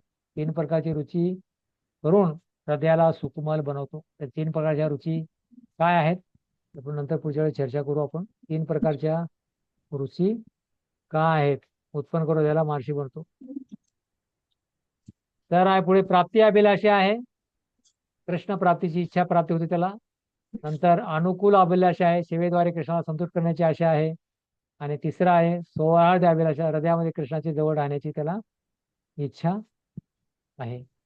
कृष्णाला जवळ राहण्याची इच्छा आहे. आणि शेवटी आहे प्रेम सूर्यांशू साम्यभाव, सूर्यरूपी प्रेमाचे एक किरण म्हणजे भाव आहे. अशा प्रकारे हे जे मूळ ह्याच्यातून हे घेतलेलं आहे की भावभक्तीची व्याख्या आणि याचे 3 लक्षणे, गौण लक्षणे आणि मुख्य लक्षणे आणि अशा प्रकारचे 3 प्रकारची रुची उत्पन्न हृदयाला सुकुमार बनवतो. पहिली रुची आहे प्राप्ती अभिलाषा, दुसरी आहे अनुकूल अभिलाषा आणि तिसरी आहे सौराध्य अभिलाषा. तर हे 3 प्रकारच्या ह्या रुची आहेत. आणि शेवटी आहे प्रेम सूर्यासू समय, सूर्यरूपी प्रेमाचे किरण म्हणजे हा भाव आहे. तर अशा प्रकारे हे जे भावभक्तीचं जे आणि विस्तारित वर्णन जे आहे पुढे 18व्या अध्यायामध्ये वर्णन दिलेलं आहे की भावभक्तीचे काय काय लक्षणे, 9 लक्षणे आहेत की ज्याला भावभक्ती प्राप्त झालेली आहे. तर तो व्यक्ती कसा रचतो, कसा बोलतो, काय काय करतो, त्याचं संपूर्ण अव्यर्थ कालांतम, शांती, मानशून्यता, आशा बंध, समुत्कंठा, नामगाने सुधारूचे आसक्ती, तदोपा गुणाख्याने प्रीती सद वसती स्थले. याच्याबद्दल चर्चा आपण पुढच्या रविवारी 15 तारखेला तर आपण ह्याची चर्चा करू. हरे कृष्ण कृष्णा कृष्णा हरे हरे, हरे राम राम राम हरे हरे. तो विषय थोडा टेक्निकल आहे. तर आमच्यापेक्षा आहे की तुम्हाला जेवढं समजेल तेवढं पुरेसं आहे. आणि आम्ही जास्त काही याच्यामध्ये तुम्हाला जास्त काही आम्ही या ठिकाणी हे दिलेलं नाही की प्रश्न वगैरे दिलेले नाहीत. तर सर्वात हे म्हणजे फक्त रागभक्ती काय, भावभक्ती काय, प्रेमभक्ती काय असेच प्रश्न विचारलेले आहेत. त्याच्यामुळे एवढं काही कठीण नाही. पण आपल्याला जेवढं समजेल तर त्याहून आपल्याला भक्तीमध्ये प्रगती होईल. यासाठी जेवढं आवश्यक आहे तेवढं प्रपादाने दिलेलं आहे. तर तुम्ही प्रयत्न करा. प्रपादाचं तात्पर्य वाचून जेवढं समजेल तेवढं चांगलं आहे. नाही समजलं तर काही तोटा नाहीये. आणि महत्वाचं आहे की आपल्याला साधना भक्ती जीवनभर करायचं आहे. आणि शेवटी हे करायचं. सुजाता माता प्रश्न विचारा काय? विचारा प्रश्न. प्रणाम. छोट्या म्हणजे छोटे जे प्रश्न आहेत त्याच्यामध्ये 42 नंबरचा प्रश्न आहे. त्यामध्ये 226 सांगा. त्याच्यात तुम्ही लक्षणे सांगितले मग त्याचं काय म्हणजे फुल एक्सप्लेनेशन द्यायचं की फक्त वेगळे डिटेल्स? हरे कृष्णा. कोणाचा माईक चालू आहे, मला स्पष्ट ऐकायला येत नाही माताजीचा प्रश्न. हरे कृष्ण प्रभूजी, खूप डिस्टर्बन्स येतोय, आवाज ऐकायला येत नाही प्रभूजी. हे मनोहर दास कोण आहे? ते बंद करा तुमचं माईक. अलंकारता माताजी माईक बंद करा.